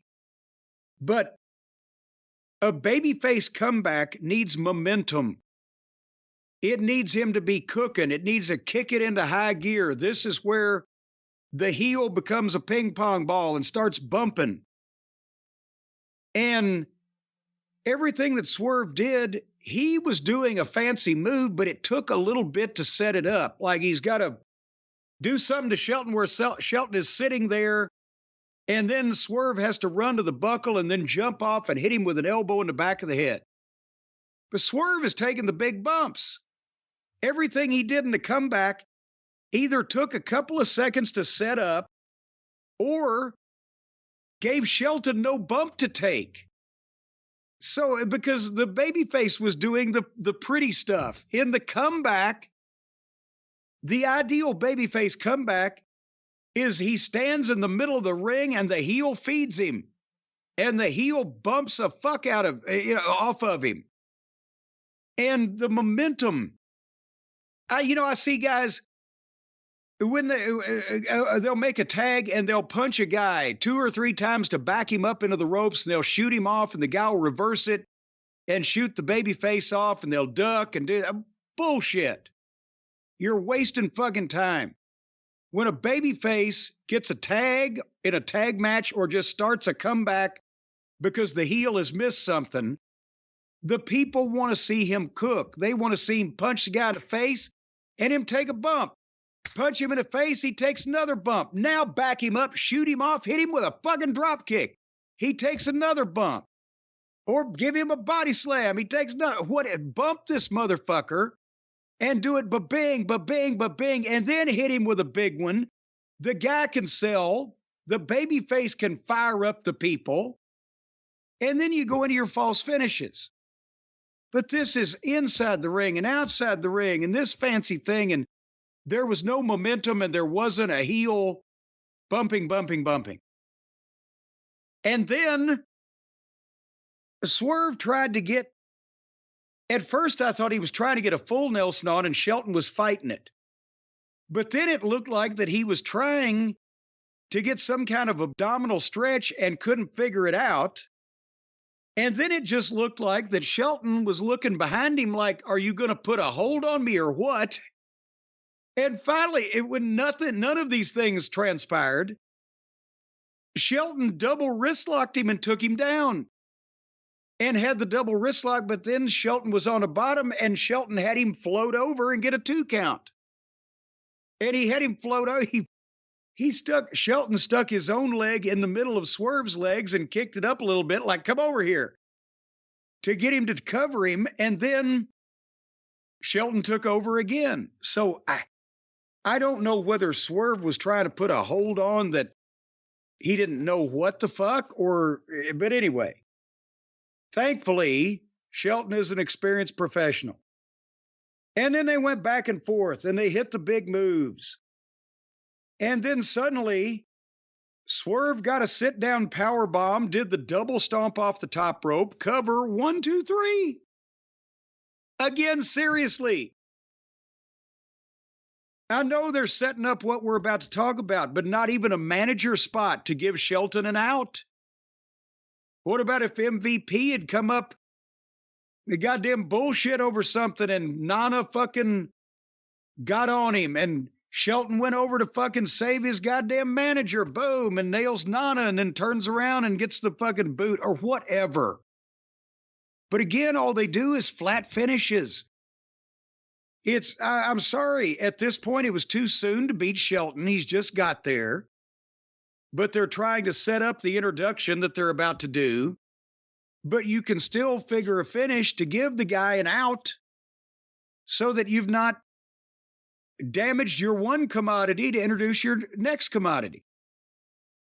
And I've never seen so many people, baby faces and heels, just get beaten with no outs, no bitches, no gripes, no slip-ups, no making a mistake or no capitalizing on a mistake. They just do moves until somebody wins with one.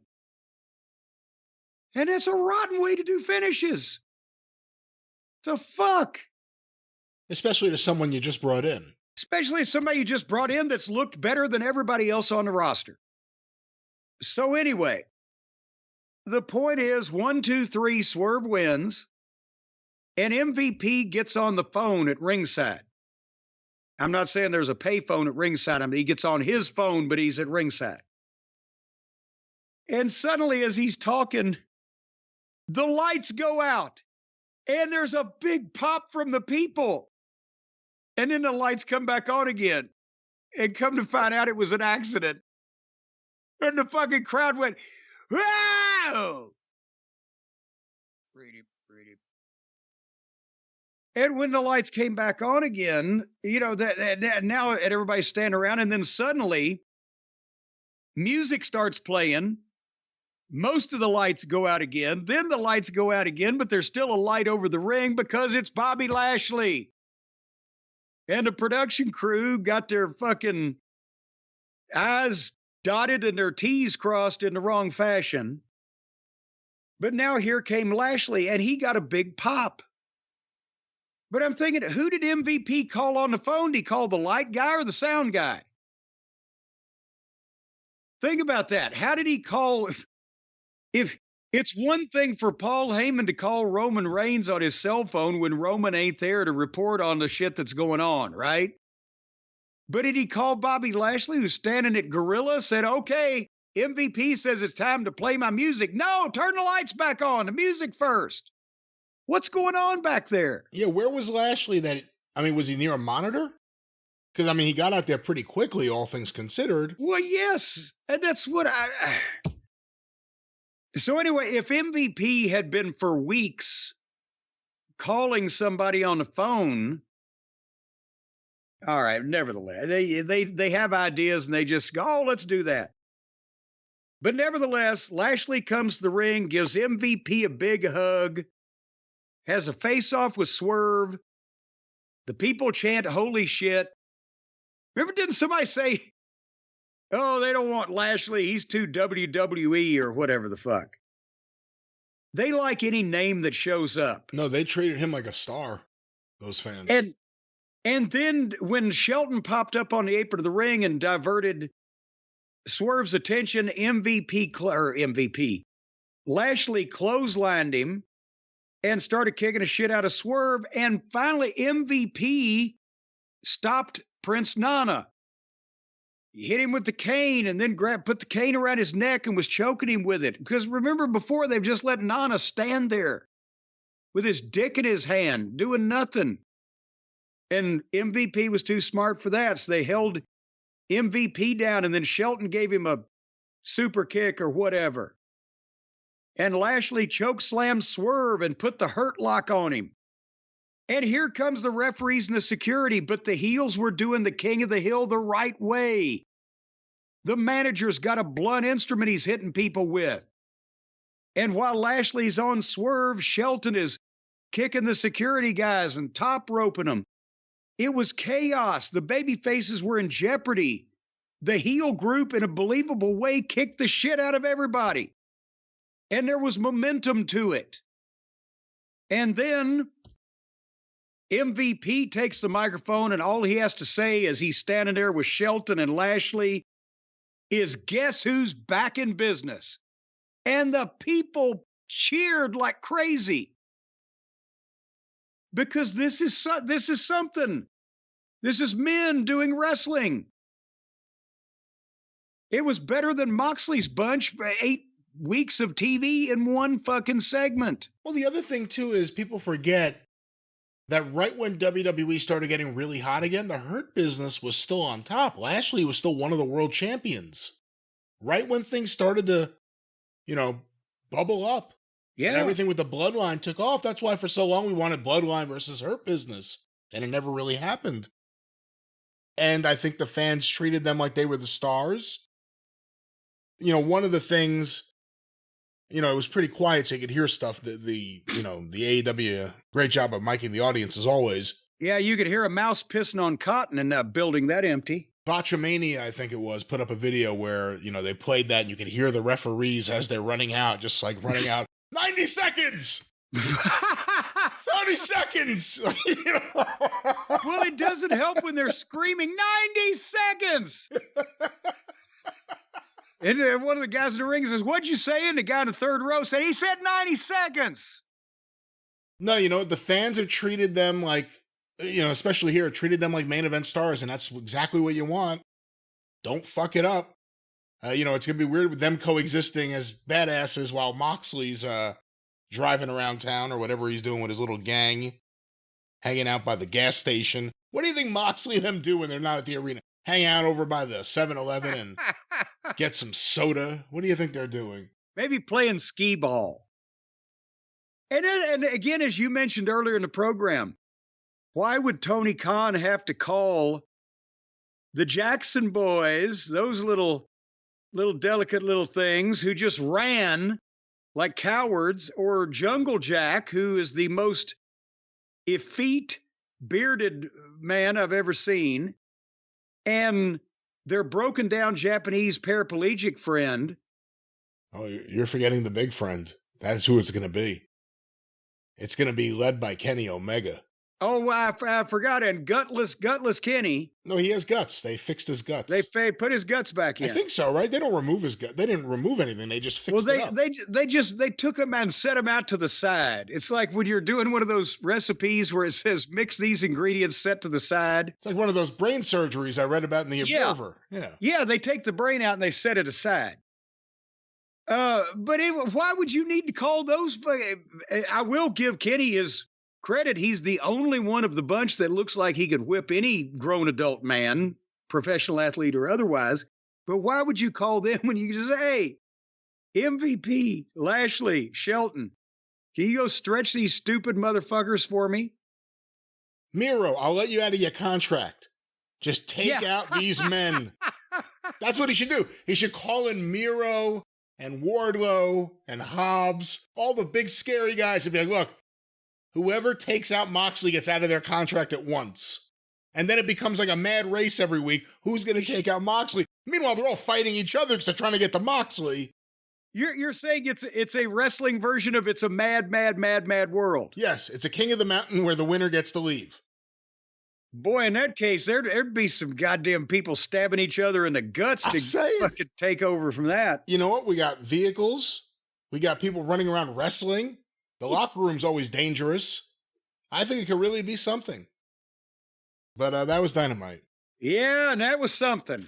And that was something. And lots of people listen to lots of something, whether it's music, whether it's podcasts, whether it's audiobooks, whether it's just more music. And if you need to listen to something, and you do, we all need something, a little something in our lives. You can get that. A little something, something. You can hear that something, something. You can hear that. Yes. With Raycon. Just say the word. Something in the way he listens when he puts those earbuds in his ear. Something in the way he plays the music that you don't want to hear. What? Well, I don't know. I'm trying. Are you talking about me? Yes, I'm trying to rhyme you out of playing that music. Folks, if you want to hear music played by professionals or podcasts done by professionals, you can even hear our podcast on these things. The Raycon Everyday Wireless Earbuds are what you want. And I'll tell you what, you've heard about the Black Friday, you've heard about the Cyber Monday.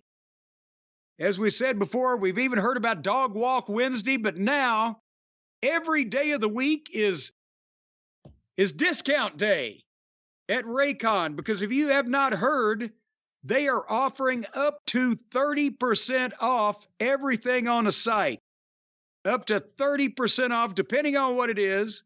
Some may be more, some may be less. All of it is significant. And they already start at just half the price of the other guys' everyday earbuds. So, yeah, you know, the other guys, they make these earbuds. You can only wear them on Sunday, in your Sunday go-to-meeting clothes. Because they're so expensive, you can't afford to wear them 6 days of the week. You'll wear them out quicker. But the everyday Raycon earbuds, they start at half the price, so you can wear them every daggum day. What's the worst thing that can happen? Let's say you're wearing your Raycon Everyday Wireless Earbuds when you get run over in a street by a bread truck. Now, a lot of other people would say, well, goddamn, that means my Raycon investment is blown. I'm not going to be able to leave these Raycons to a member of my family because they've been run over by a truck. But you will be relieved to know, ladies and gentlemen, that studies have shown if you get run over by a truck while wearing the Raycon Everyday Earbuds, there's at least a 60% chance these things are still going to work.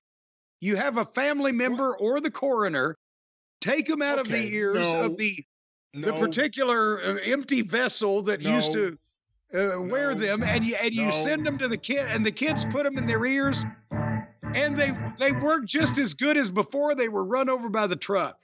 And first of all, there's no stat about any of this. Let's just make sure we some kids say that you could even hear the dead person talking to you in the Raycon Everyday. No, that's certainly not how Raycon works. This is not any kind of way that you can connect with the afterlife. But with Bluetooth, you can connect with all sorts of music players and all sorts of players. Play your favorite things wherever you go. You just want to play and play and play and listen and have a great time with Raycon. And there are no statistics about bread trucks running over anyone. Well, it doesn't have to be. So there's no reason to even bring it up. It doesn't have to be a bread truck. It's just a 6,000-pound weight limit. But nevertheless, is that the multi-point connectivity that allows you to connect not only to other devices, but also across the river Styx to the other world? Because it says multi-points. So anyway, folks, if you'd like to hear from Aunt Fanny, she's been gone for 25 years, but you take the Raycons down to the cemetery and just walk in circles 3 times over Aunt Fanny's grave while you're doing the multi-point connectivity. Listen, and she'll be glad to tell you off. Unless Aunt Fanny was buried with a router, you probably ain't going to hear from her on your Bluetooth with your Raycon, but you can listen to all your favorite tunes. How do you know what Aunt Fanny was or was not buried with? As a matter of fact, the Diddlator Mach 3 was her favorite household appliance. Okay, well, that diddlates. That doesn't give off some kind of signal with verbal cues. Well, you could connect to it. That way you could hear Aunt Fammy. Aunt Fammy, what could you hear her say? If you connect with it at the exact moment of her demise, you could hear her come and go at the same time. But anyway, folks, Raycon's everyday earbuds are also available in a variety of vibrant colors, so you don't have to just have the standard issue white or black, because things are not black and white anymore, folks. It's shades of gray. But I don't think they have shades of gray, because if you have gray skin, well, you might better go back and see Aunt Fanny. You might need to lay down next to her. Folks, right now, it's time to save big. Go to buyraycon.com/JCE today to get up to 30% off of these fine items and implements site-wide. Up to 30% off. buyraycon.com/JCE and talk to Aunt Fanny again. She sure would love to hear from you. Once again, whether it's Fanny or Fammy, forget about all that. Don't forget about the good sounds and needing good sounds with Raycon. buyraycon.com/JCE. That was a great sitcom, Aunt Fanny's Family. Jim, let's get away from Aunt Fanny and let's get to Tony Khan's family. AEW Dynamite, the ratings, October 30th, a Wednesday night as always. I'm waiting to hear the reveal here. I know nothing so far about the numbers. On TBS, 8 to 10, 11 p.m. Strong competition, the World Series on Fox, of course, and basketball. And also there was news.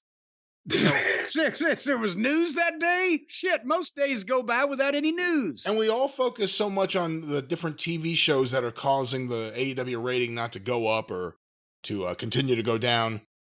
What about the written word?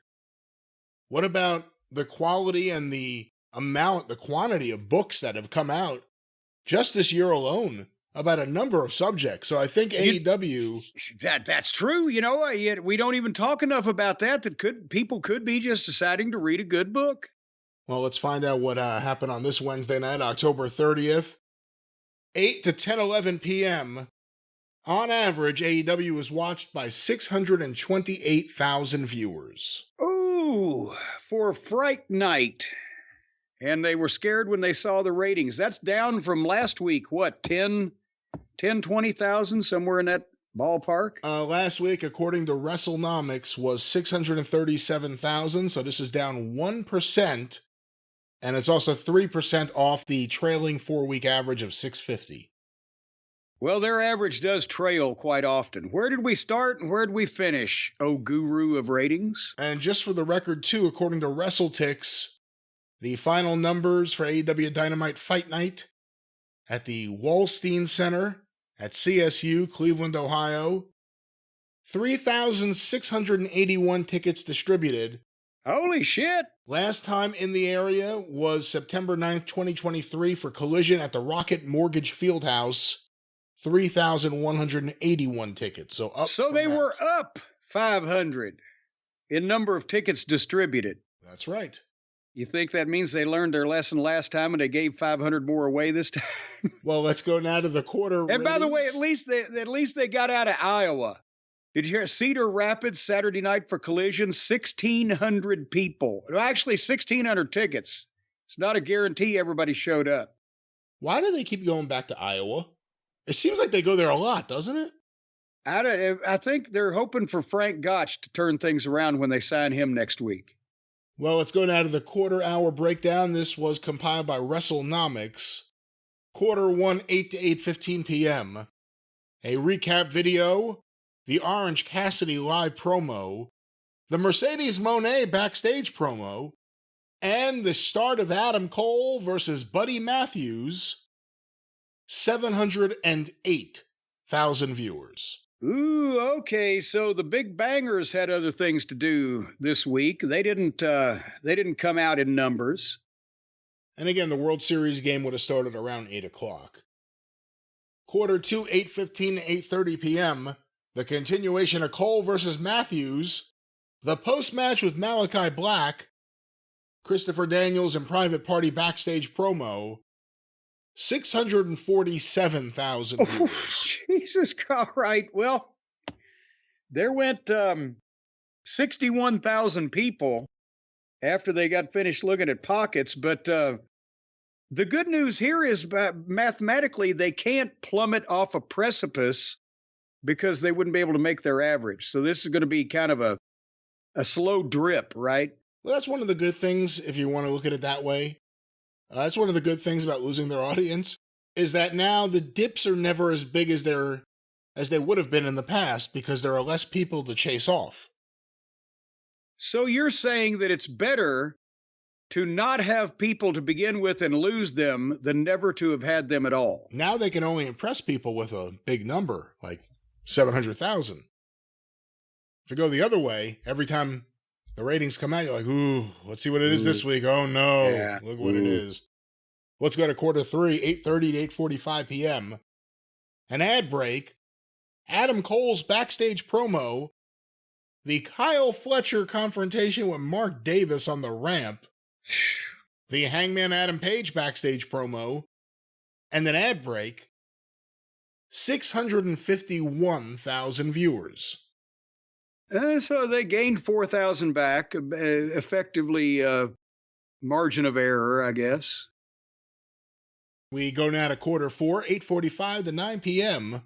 The Jon Moxley live promo and angle with the Blackpool well, I guess they're not that anymore, but with them, Orange Cassidy, the Dark Order, Action Andretti, Leo Rush, Private Party, Darby Forgot Allin. about him. He was out there. Just think of everyone's size as I say them here again. Yeah. Orange Cassidy, Dark Order, minus the girth of Evil Uno. Action Andretti, Leo Rush, Private Party, Darby Allin, the Young Bucks. Well, the Young Bucks are next, but Young Bucks versus Private Party also.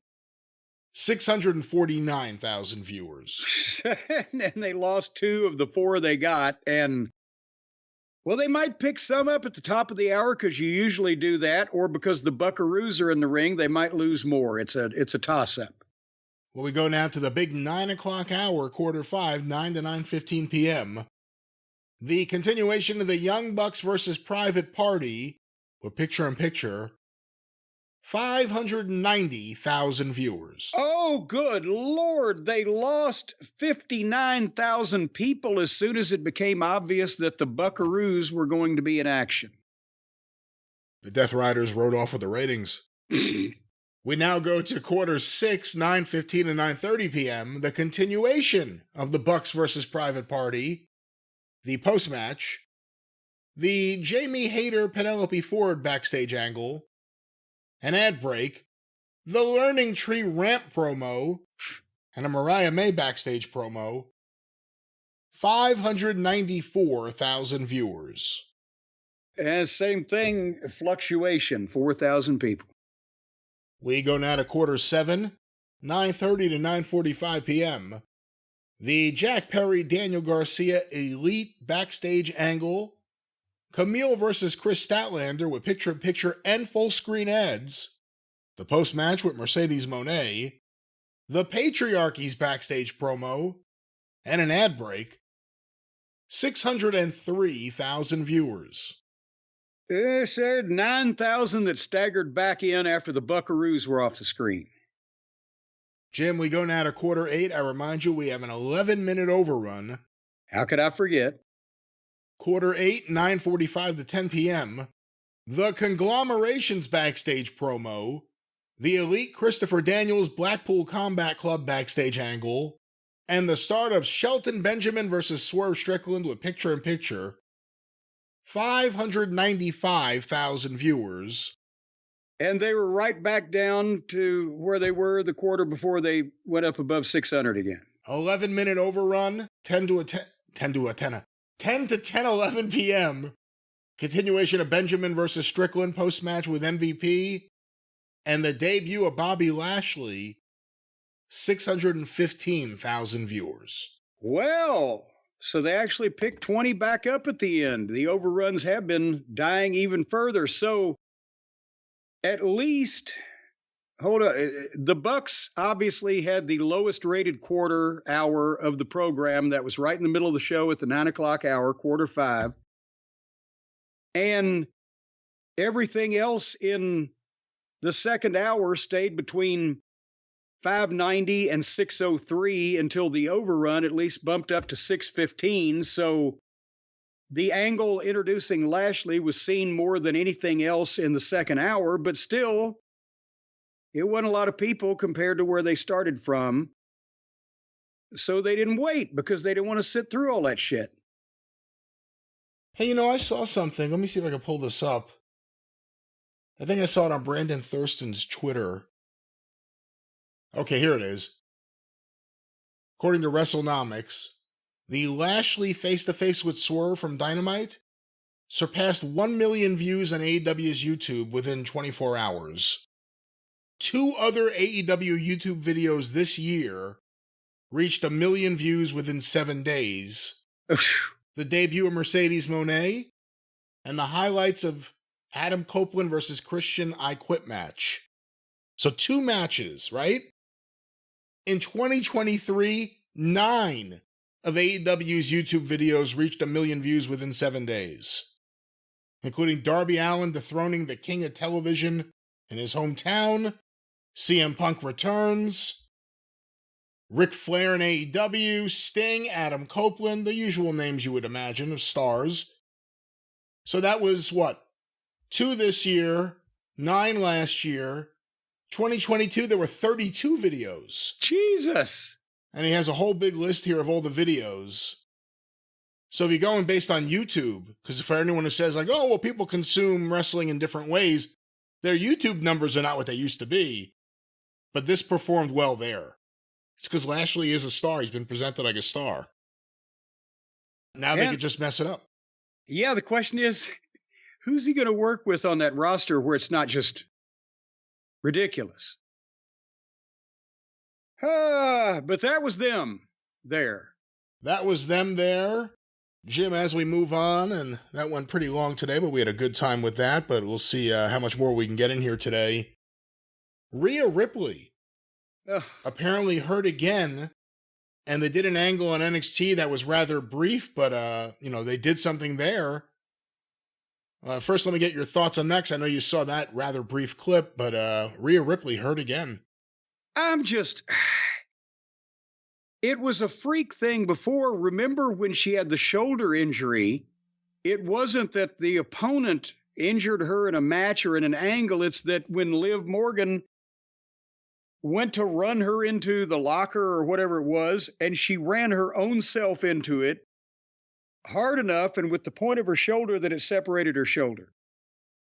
Okay, these things happen.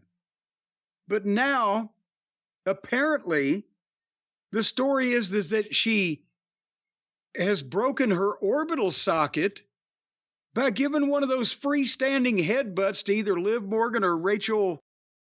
I forgot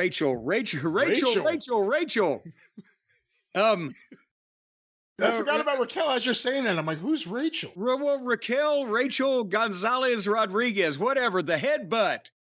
She drove her own face into somebody and broke her own orbital socket.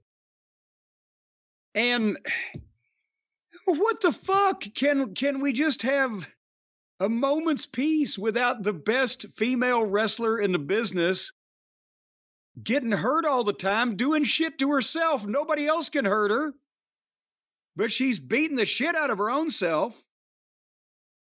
And that freestanding headbutt again, you remember Ronnie Garvin used to do those things where he'd stiffen his body up and he would jump up in the air and he would throw his head forward without his hands at all. And he looked like Flipper coming out of the fucking water. Beep, beep, beep, beep, beep, beep, beep. Like, and he would hit you instead of with his dolphin snout, with his fucking forehead. And I've never seen anybody else do that like that because there is no margin for error. And it is very hard to get it over. With these, they're leaning in and because she's not the only one that does it. That's why I say they. I don't believe that Rhea is multiple people. But the freestanding headbutts now, they're leaning into and headbutting the pocket by the neck, like the jaw and the neck area.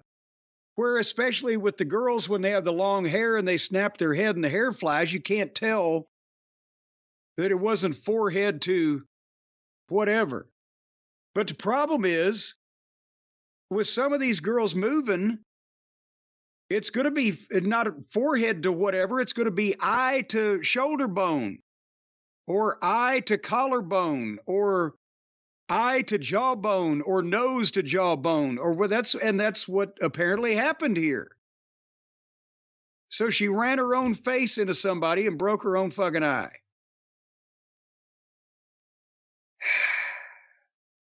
I'm not happy, Brian. Well, before we get to the angle they did on NXT, in general, what are your thoughts about headbutts? And there are lots of different ways to do them, and just about every single way someone's been hurt at one point or another. Yes. Shibata's brain had to be removed, remember? I believe due to a headbutt. All of a sudden it's swelling. Well, yeah, because they were doing fucking shoot headbutts to each other as hard as they could, and his fucking brain swelled up. His head was going to blow up. Danielson and Nigel McGuinness, that's some of the stuff you remember from their matches back in the day. Benoit, unfortunately.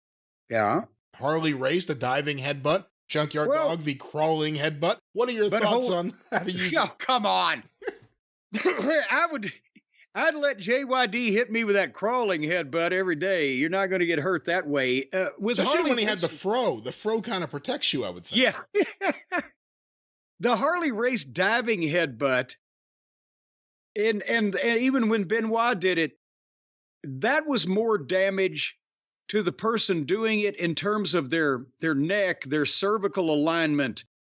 Harley Race especially was not potatoing anybody, with the diving headbutt, but landing like that on your stomach from a high height, and it's throwing your alignment off. I think that was more damage there. And Benoit, from what I always saw, put it in the pocket of the neck or the chest or whatever, again, basically damaging himself more. But as a move entirely, the headbutt, great for the fucking Samoans. I encourage the Samoans to use a good headbutt, except for Jacob Fatu, who, as I've said, fucking relies on it too much. It's his nervous tick thing. Because the Samoans can legitimately fuck you up with a fucking headbutt. For other people, sometimes it can be a desperation thing where you can headbutt a sumbitch, get him off of you or whatever. But when I see people just trading headbutts or doing them back and forth, Terry Funk had a way of making it entertaining, and even he didn't go back and forth multiple times of bing, bing, bing, because you're running your fucking head into somebody else's head. So really, a lot of times it should be a desperation thing from a guy fighting back. Both people should sell it, but one should sell it more than the other. The guy that gave it shouldn't sell it as much as the guy that took it, but he should still register what's going on. But it's more of this. They think of wrestling, everybody in the business now, they think of wrestling as fantasy in their minds when they're putting a match together. And that's their first mistake and last mistake. That's the whole mistake. We never put a match together thinking about how cool the moves would be, but it was a complete fantasy. We put a match together based on, can we do this and make it look halfway reasonable that we would actually do it? And so now they're just fucking they're headbutting everything and doing everything else, and they only sell it whenever it was called for in the finish meeting. But now you sell it that time, and I'll sell it this time, or whatever. I digress. Oh, you digress and you send it back to me. I digress, therefore I quit digressing. The NXT angle that they did to explain what's happened to Rhea, because obviously we didn't pick up on the injury when it first happened, so they had to explain something. That wasn't really an angle as much as a 30-second video clip. You see referees running out of the building into the parking lot, which is a very dangerous place. And the camera is following them, and you see Liv and Rachel walking past the camera with a baseball bat, and there's Rhea behind the car with her face all bruised and bloodied up and blood coming from her mouth, and she's apparently been hit in the face with a baseball bat. And that indicates to me that they think she's going to be out for a while, although the broken orbital socket, remember when Animal of the Road Warriors worked with a face mask in 88, that period of time? Yeah. He had a broken orbital socket. And he took, like, I think, were they off a week, maybe 2, to sell the injury? It happened during the Warlord and Barbarian angle with the bench press contest. And some way or another, Animal really got, well, either he got his face run into the barbells or the barbells got run into his face. But one way or another, he had a broken orbital socket. So they put that into the fucking angle, and he wore a mask. With Ricky Morton that time, I think it was a broken nose. But so this is not something that you have to be out for months and months and months over, but these days they're more concerned with frivolous things like the wrestler's health and safety than trying to fulfill everybody's bookings, so she may be out for a while. Well, that's the second injury linked to this program, so it works in that sense. I don't know who Liv and Raquel are going to work with. I mean, I know they're working with Nia at Saudi Arabia, but I thought that was kind of a one-time thing, and then they're getting past that. It better be. And the thing is, next time, Liv needs to hurt herself, because Rhea's got to get even here. She's too down to this little blonde bimbo. Should Rhea stop doing the headbutts? Probably. Is that a tough conversation to have with talent, or is that an easy conversation to have? Well, it depends on the talent. I mean, it should be an easy conversation. If the booker walks up and says, you know what, it ain't worth it, don't do the headbutt anymore. Oh, I love to do the headbutt. Don't do the fucking headbutt. That ought to be the end of it. Again, when did the booker's instructions become the booker's suggestions? I'm not saying they're going to tell her to stop doing the headbutt, but it probably might be a good idea till her face heals up.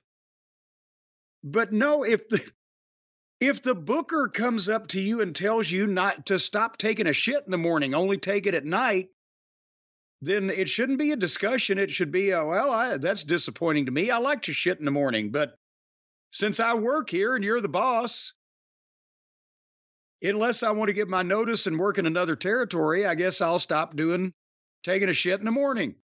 It's not that fucking hard. Well, we will stay on top of the injury beat and the Rhea Ripley beat. We'll see what else we can find out. Jim, in other news this week, and other news, I remind you, last week we talked about the story that came out in Rolling Stone about the writer's room under Vince McMahon. Yes. And then we had the lawsuit that was filed by the Ring Boys against Vince, Linda, WWE, and TKO. We talked about that. This week comes reports that Vince McMahon, and we had heard rumblings of this, that Vince McMahon is starting up or trying to start up a new company consisting of, if not entirely, predominantly people that were either let go from WWE or chose to leave suddenly in the last several months. The word is that he's not looking at wrestling projects. Well, yeah, and that was the big thing, is that no, it's not wrestlers. It's a bunch of these office people that were loyal to him, that he's now taking with him to this new venture. To the venture that will be, for lack of a better term, a production company. At least the way it's being described publicly, the idea that it would be Vince McMahon using his billions of dollars to fund movies and television projects. The issue being, no one in 2024 wants to see Vince McMahon's wrestling product.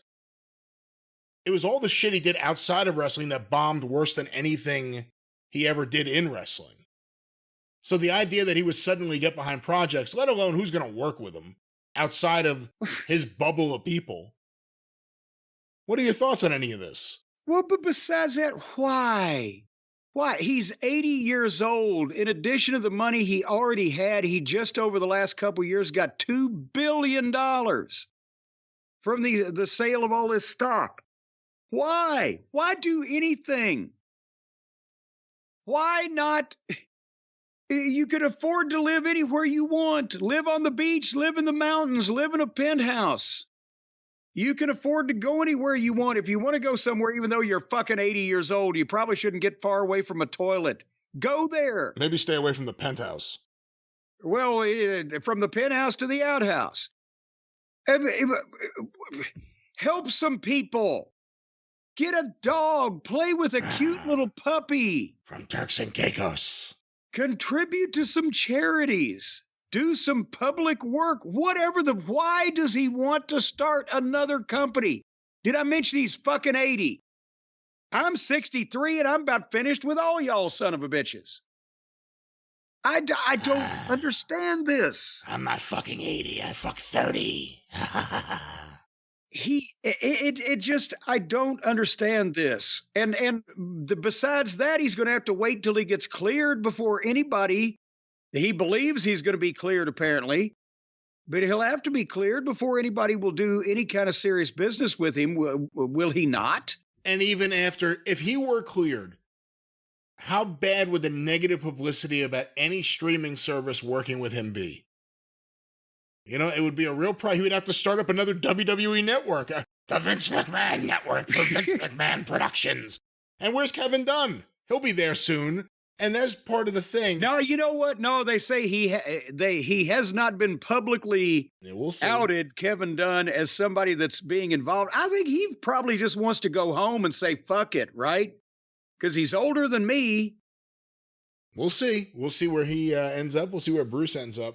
But the idea that Vince wants to fund and produce projects and develop projects outside of wrestling.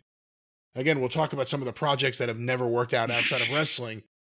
But do you have a tough time believing that he's completely giving up on the idea of wrestling?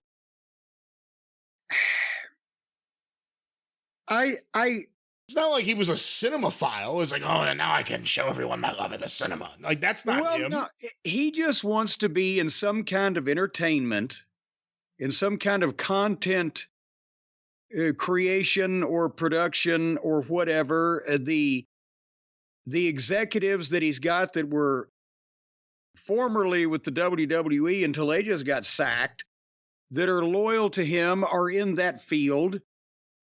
I think he realizes that chronologically, just scientifically, mathematically, he's not going to live long enough to do another wrestling promotion because all the top talent is tied down to contracts. And I don't think you would ever be able to talk Vince into doing something on any kind of small or regional or territorial scale.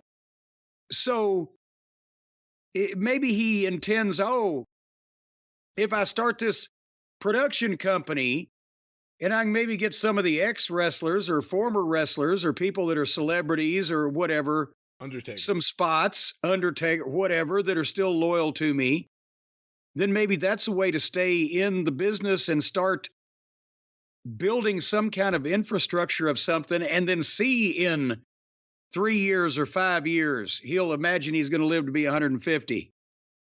If enough guys were to ever become available or contracts were coming up and he had already started a company where he could nose around with TV networks and see if there was any interest, then maybe. But, it's going to be a while. And is he realistically going to live that long just because he thinks he'll never die? See, again, what does it say? I said this when everything went down. He doesn't give up. He doesn't just walk away. That's why I'm not going to presume he's done with wrestling or trying to do something with wrestling. Because even now, the federal government's looking after him, which caused the stay on the actual looking lawsuit. After him? I don't know if they're going to be looking after him or not. They're looking into him, which caused the stay. Now, into is better than after. Well, this caused the stay of the lawsuit from Janelle Grant. The Ring Boy lawsuits now.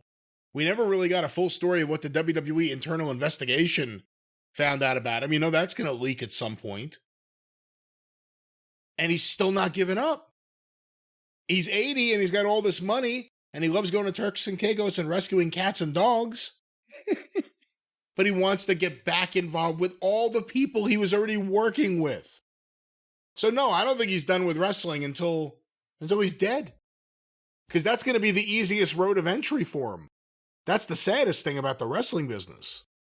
He may not be able to get the talent right away, which could create amazing reviews for us if all of a sudden it's Vince getting anyone he could find and giving them, old man Vince gimmicks. But I'm not, again, he's starting up a new company with all the people from his old company, from the office of the old company. He's trying to do something. We'll see. But who's going to work with him? Who's going to work with him? $1 billion will buy a lot of fucking employees. Well, will it buy any partners? I guess that's the question. I don't think he wants partners anymore because that didn't do any good last time. When people can actually not just suggest to him, but tell him things to do, he doesn't like it well. So, hey, real question, without getting into too much of a rant about everything. If Trump wins the election, does Vince get a pardon? Well, of course. Because what he's doing, trying to set up a company, obviously, if he thinks he has a chance of getting a pardon, then he kind of is up and running in one respect right away. Well, it's not like the lawsuits, he's already up and running. I mean, it's not like it's stopped. Well, but that's the thing is you can't whitewash the PR, but he will not be in any legal trouble from the federal government. If they're going to put Trump in jail, then I'm sure Trump will take care of Vince in that respect. Because again, billionaires love money and stick together. But no, I think that's why they all want. He wants better taxes. He wants all the little people to pay more taxes. That's why they want Trump. Or they want Trump's talking about pardoning people who tried to take over the Capitol on January 6th, committed insurrection, and 1,000 of them have gone to jail already. He wants to pardon them. Think he won't pardon Vince for whatever the government has figured out Vince did?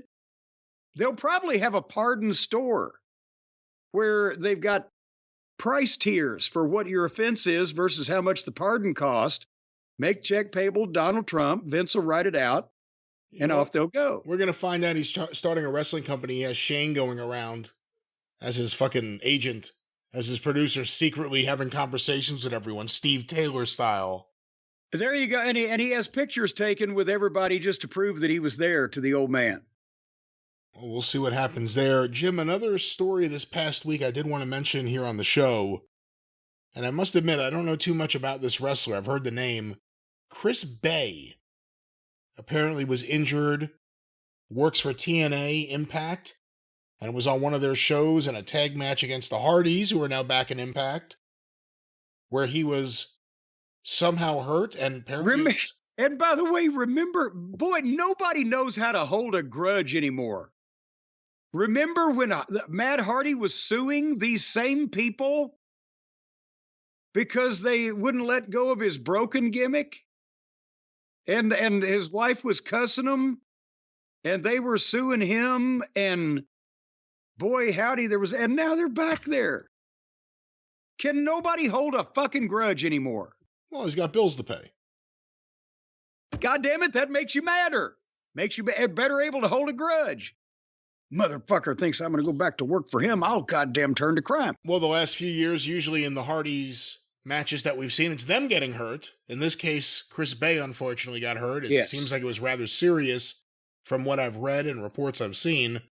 Any thoughts on this? What do you know about this? Do you know who this is? Have you seen him? Well, no, I'm like you. At first, I thought it was Turhan Bay. Then I realized I've been watching too many mummy movies for Halloween. But no, we don't want Chris Bay to be hurt. I don't know who Chris Bay is, and I haven't seen him work. But apparently, he was coming off the top rope and supposed to be caught in a Cody Cutter type of thing or whatever, flying twist of fate, and he fucked his neck up. And he went down and didn't get up, and apparently, they not only called the ambulance, took him to the hospital, but they did emergency surgery on him that night, which is unusual even in these cases where people get carried out. And now he's staying in Where were they? Were they in Canada? Oh, actually, I don't know. Wherever they were at, he's staying there. I was trying to find, I had notes here on this. No, he's in Detroit. God damn, that's almost as bad as being in Canada. Same thing. Yeah. But he's begun rehab and he's, there in Detroit and they've started a GoFundMe and people are contributing, but family, I guess, by his side or the notes that. So anyway, that's not good, obviously. And it ain't ballet and things happen, but we talked about the diving headbutt a little earlier.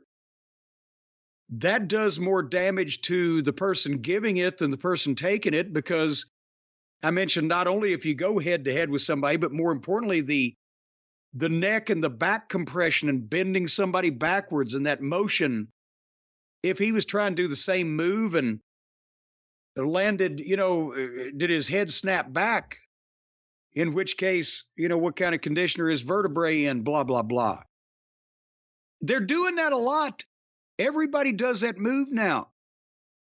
And Orton's got it over and he doesn't have, to fucking run and jump off the rope and fly into it. Cody's got it over where he does have to jump off the rope and fly into it, but the guys taking it are as important as the guy giving it. And you can fuck it up and things can happen and it can. And we saw Orton the other night on an NXT show that he guest starred on. The guy missed him entirely. So there's a lot of margin for error on this thing. And it's another one of those things that people haven't been paying any attention to because they think it's safe. But no, none of this shit's safe. You can make it safer. But with as many people as doing this in as many different matches, sooner or later it was going to fucking happen. And I guess it just happened. Well, again, very sad hearing that he's hurt. He has a GoFundMe that apparently the wrestling business has really gotten behind. I think about $80,000 has been raised, and let's hope it helps and he can get back in the ring at some point. Jim. Brian. I can't really transition to him needing to sue. I don't know who he would sue. But perhaps someone needs to sue, and we know someone who's for you if you need to sue. And if not, we know all the words to Sioux City Sue. And it is sung by the vocal stylings of this man. Call Stephen P.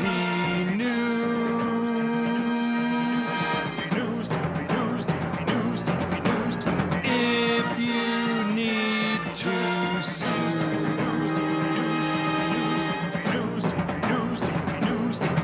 An outlaw mud show or two. Those are the rest. That's right, folks. If you've never heard the vocal stylings of Stephen P. New with his West Virginia accent singing Sioux City Sue, then you just haven't lived. But I'll tell you what, you'll be living large and in charge like Marge on a barge when you are represented in open court by Stephen P. New at newlawoffice.com, 877-50-STEVE, because he will represent you to the promised land, to the pay window, to compensation, to recompense, to revenge, vengeance, and getting even. A lot of people don't place the proper emphasis and importance, Brian, on a good old-fashioned case of revenge anymore. You hear most people saying, live and let live. Let's tolerate everybody. No, goddamn revenge is what the world, it makes it go around. And if you've got somebody you want revenge on, as long as you can prove they did something at least halfway illegal, just tag in Stephen P. New and he'll take care of the rest. By the time he finishes with it, it'll be all the way illegal. Stephen P. New at newlawoffice.com, 877-50-STEVE. You were about to make a comment? I was about to say, no, it won't be all the way illegal. Stephen P. New is the man for you. Well, no. A man of the law. he can take something that's only halfway illegal and he can figure out a way to make it all the way illegal to your benefit. He is a man of the law. He is a man of the cloth and a man of the law because he wears cloth every time he goes into a courtroom. He has never once given a final argument naked as a jaybird. Once again, Stephen P. New. Jim. Yes. A bunch of the listeners have been sending this in. We talked about a couple weeks ago, it was news in the middle of our recording that Samantha Irvin leaving WWE or left WWE, left Raw. This has been sent. Apparently a user with a name I cannot read on the air on Instagram said, I can't prove it, but I know Ricochet is behind this because he couldn't stay in the big league. And Samantha Irvin replied, I don't like announcing. I'm serious. Announcing was only supposed to be my way in. I wanted to manage.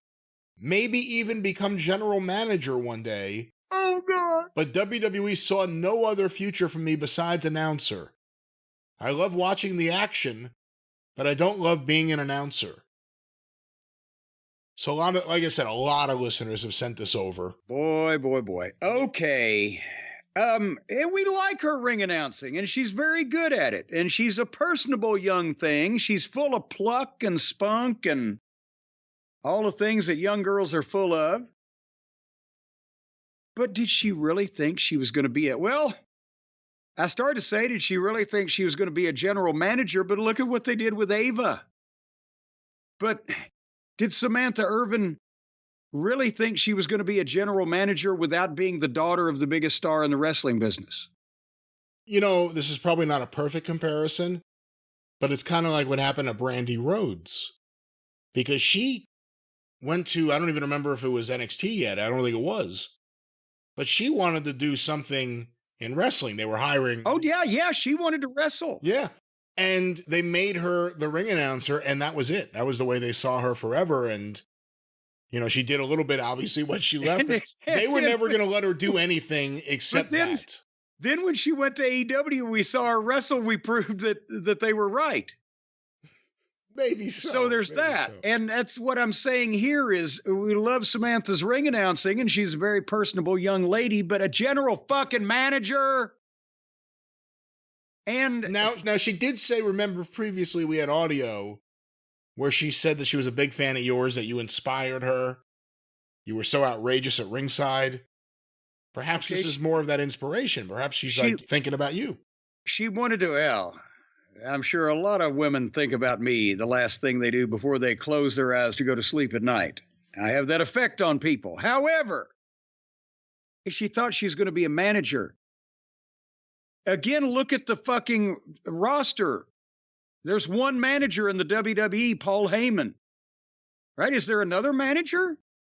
Am I? Well, yeah, Scarlett Bordeaux, or Scarlett. She doesn't have a last name anymore. Well, fuck, she's just fucking hanging around. She doesn't speak. You know, Samantha would get more television time being the ring announcer than just wandering around like Scarlett.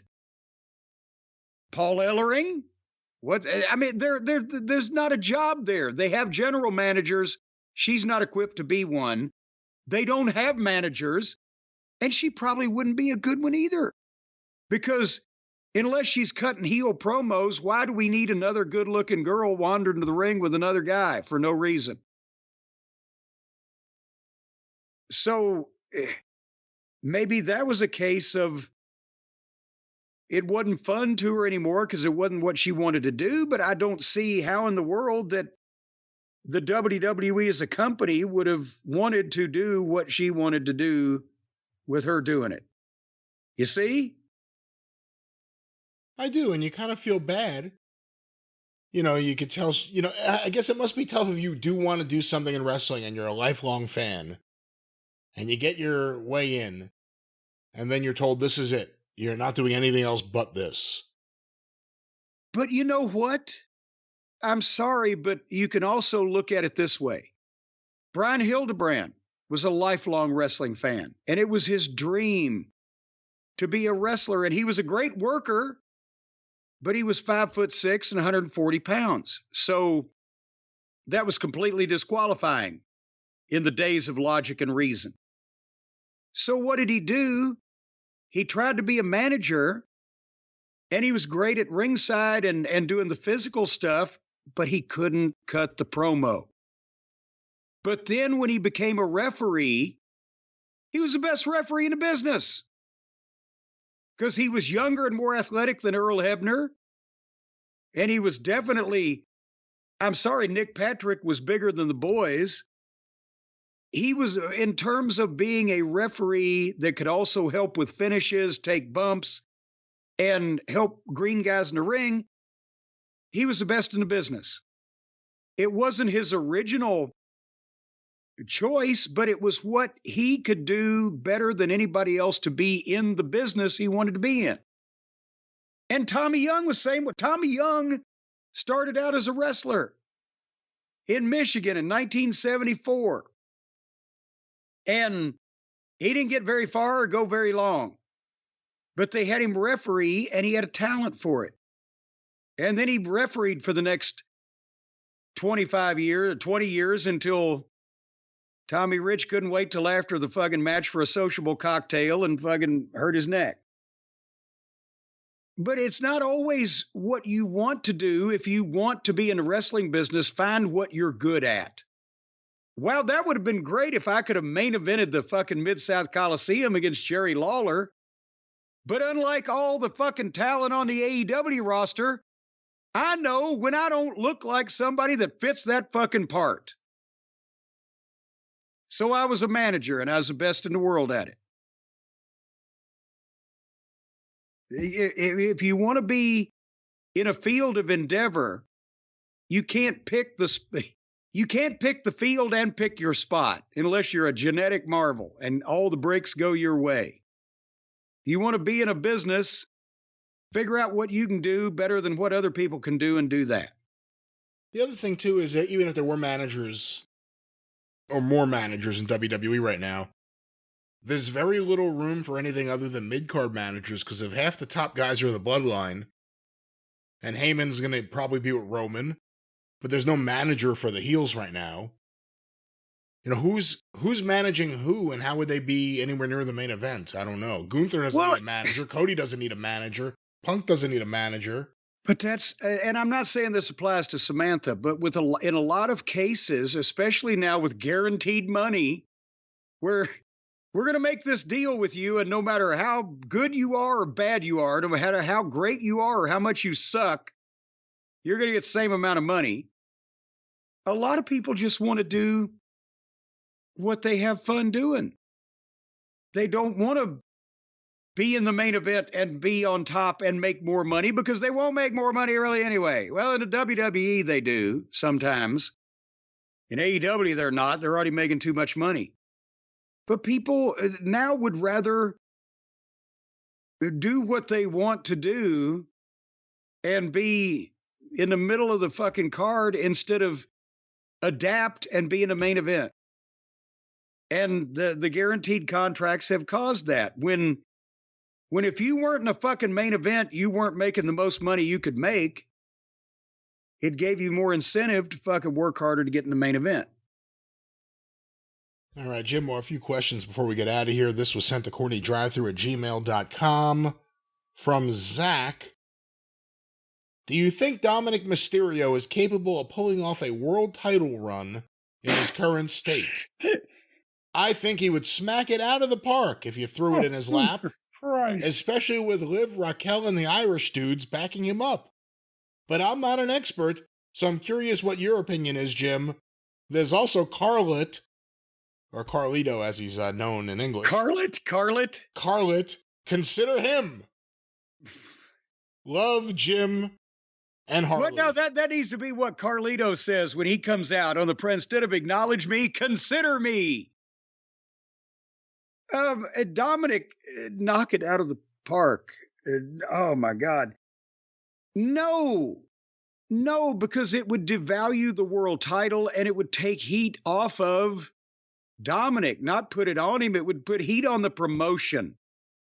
Because Dominik is, right now, he's in a tremendous spot where he is a chicken shit heel that can lose, can get beat up, And as long as he continues to do the thing with the girl and the group and the blah, blah, blah, and because of who he is and how he's worked this thing, they'll continue to boo him and continue to fucking catcall him and continue to hate him. He'll have heat.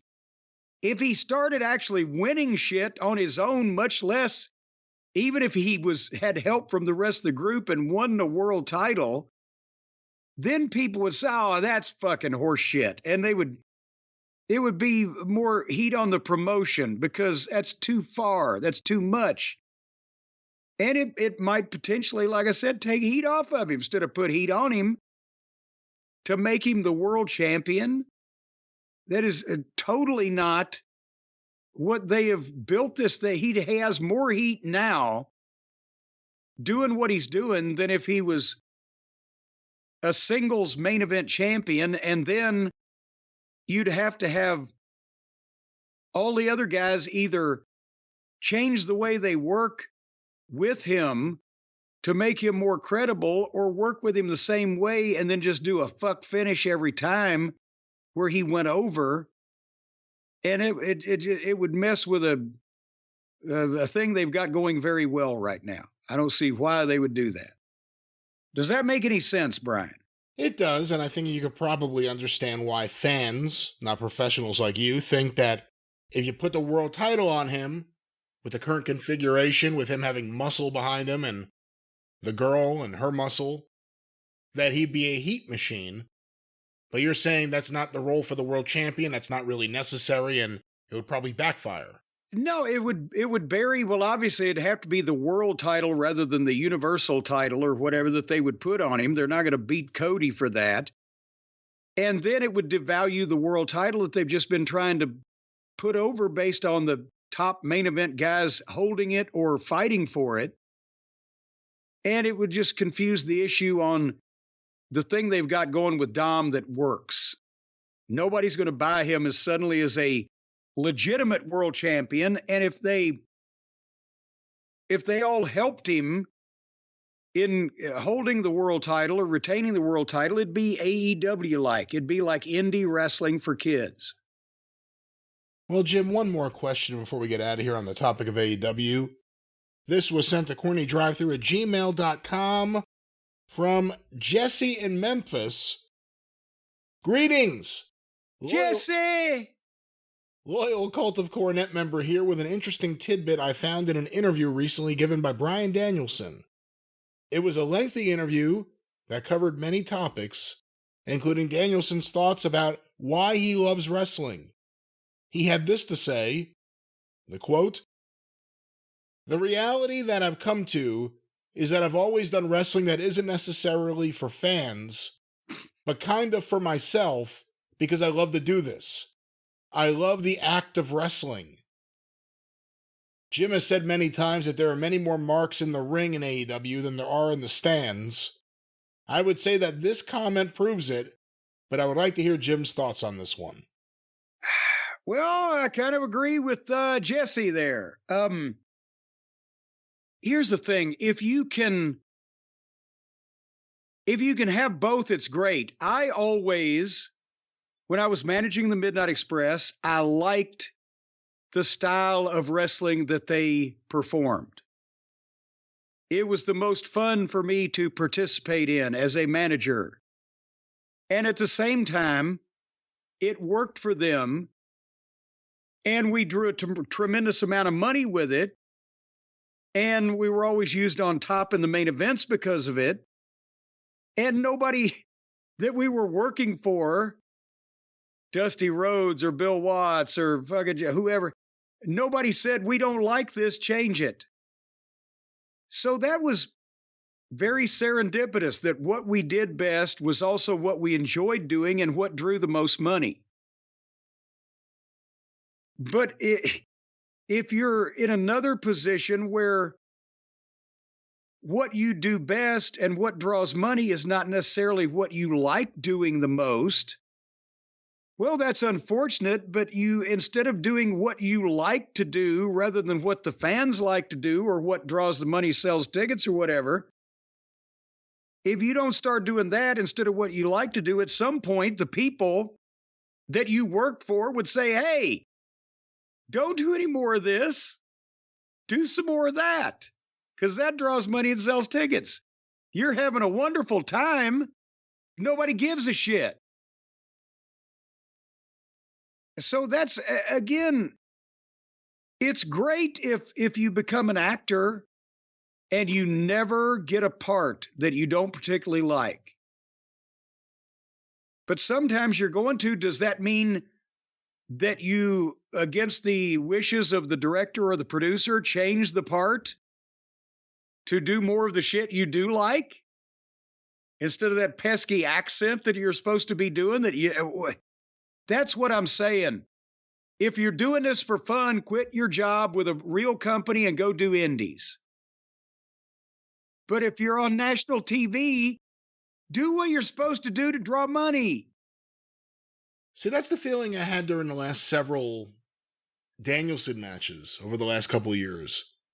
The pacing of it felt like it was more for him than it was the pacing that the fans were at or needed to be at.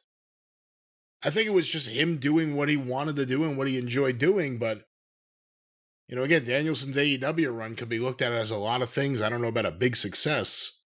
No, there were great bright spots, and I mean, he's over with the people. They like him. They genuinely like Bryan Danielson as a person. Not even talking about as a wrestler. The fans like Mick Foley, like a few other people. And that's why Bryan has been able to get away with doing a lot of what he likes to do. Because the fans like him. He does whatever it is he does it well. It's somewhat unique. And the fans like him as a person. And so he gets a pass and they're willing to put up with a lot of stuff. But the matches themselves, as you said, are the long, the goofy, the Japanese style stuff that, you know, and when I say goofy, I don't mean goofy like he's out there with a lampshade on his head. Just the goofy shit the Japanese matches do.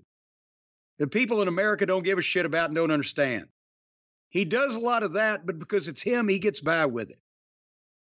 But if he was concentrating on, okay, I've got a bad neck and I've got these injuries and I'm, you know, nearing the end of my career, so let's go out and let's do 10 or 12 minutes that tears the fucking house down and yay, and sell some tickets and not put any stress on my body.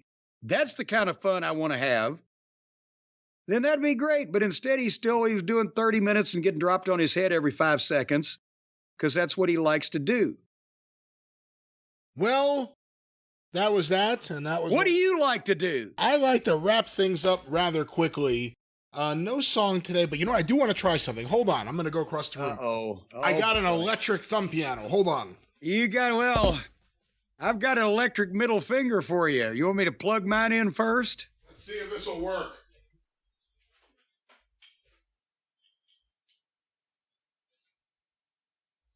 Well, ladies and gentlemen, Drive Thru is closed.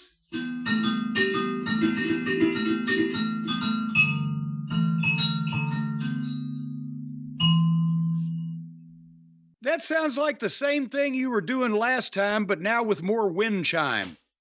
Hold on, I'm coming back. I'm on my way. I'm almost there.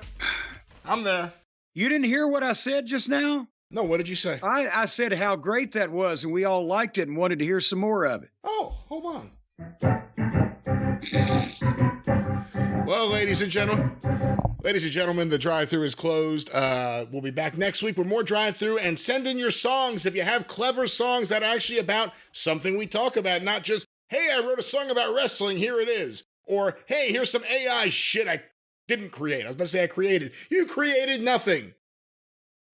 You created nothing. CornyDriveThru@gmail.com. You live in a sewer. That's right. Of course, we'll be back on The Experience in a few days, and next week on The Drive-Thru. You know what? I knew a guy one time.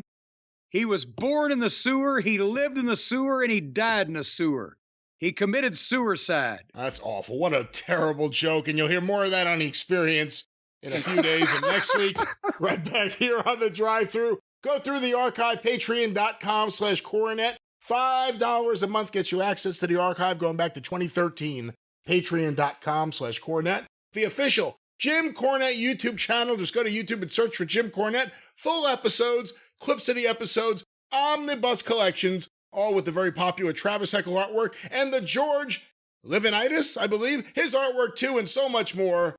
The official Jim Cornette YouTube channel. He's on Twitter at the Jim Cornette. I'm at I'm at Great Brian Last. Listen to the 605 Super Podcast, the Mothership! And of course, the wrestling news each and every day, wherever you find your favorite podcast. Cornette's Collectibles at JimCornette.com. What's going on, Jim? Well, a big sale like it is all the month of November. You just sign up your email address and Hotchkiss will send you the email blast with what's on a deep discount. And I won't even tell you this week because by the time you hear it, it'll be next week's and I'll be wrong. But you missed it. At JimCornette.com. The drive-thru is brought to you by the law office of Jim No, that's not the law office. The law office of Stephen P. New. God damn it. 877-50-STEVE. Get even with Steven, goddammit, at newlawoffice.com. But until the drive-thru next week and in a few days on The Experience, for Jim Cornette, I'm the Great Brian Last. Tally-ho!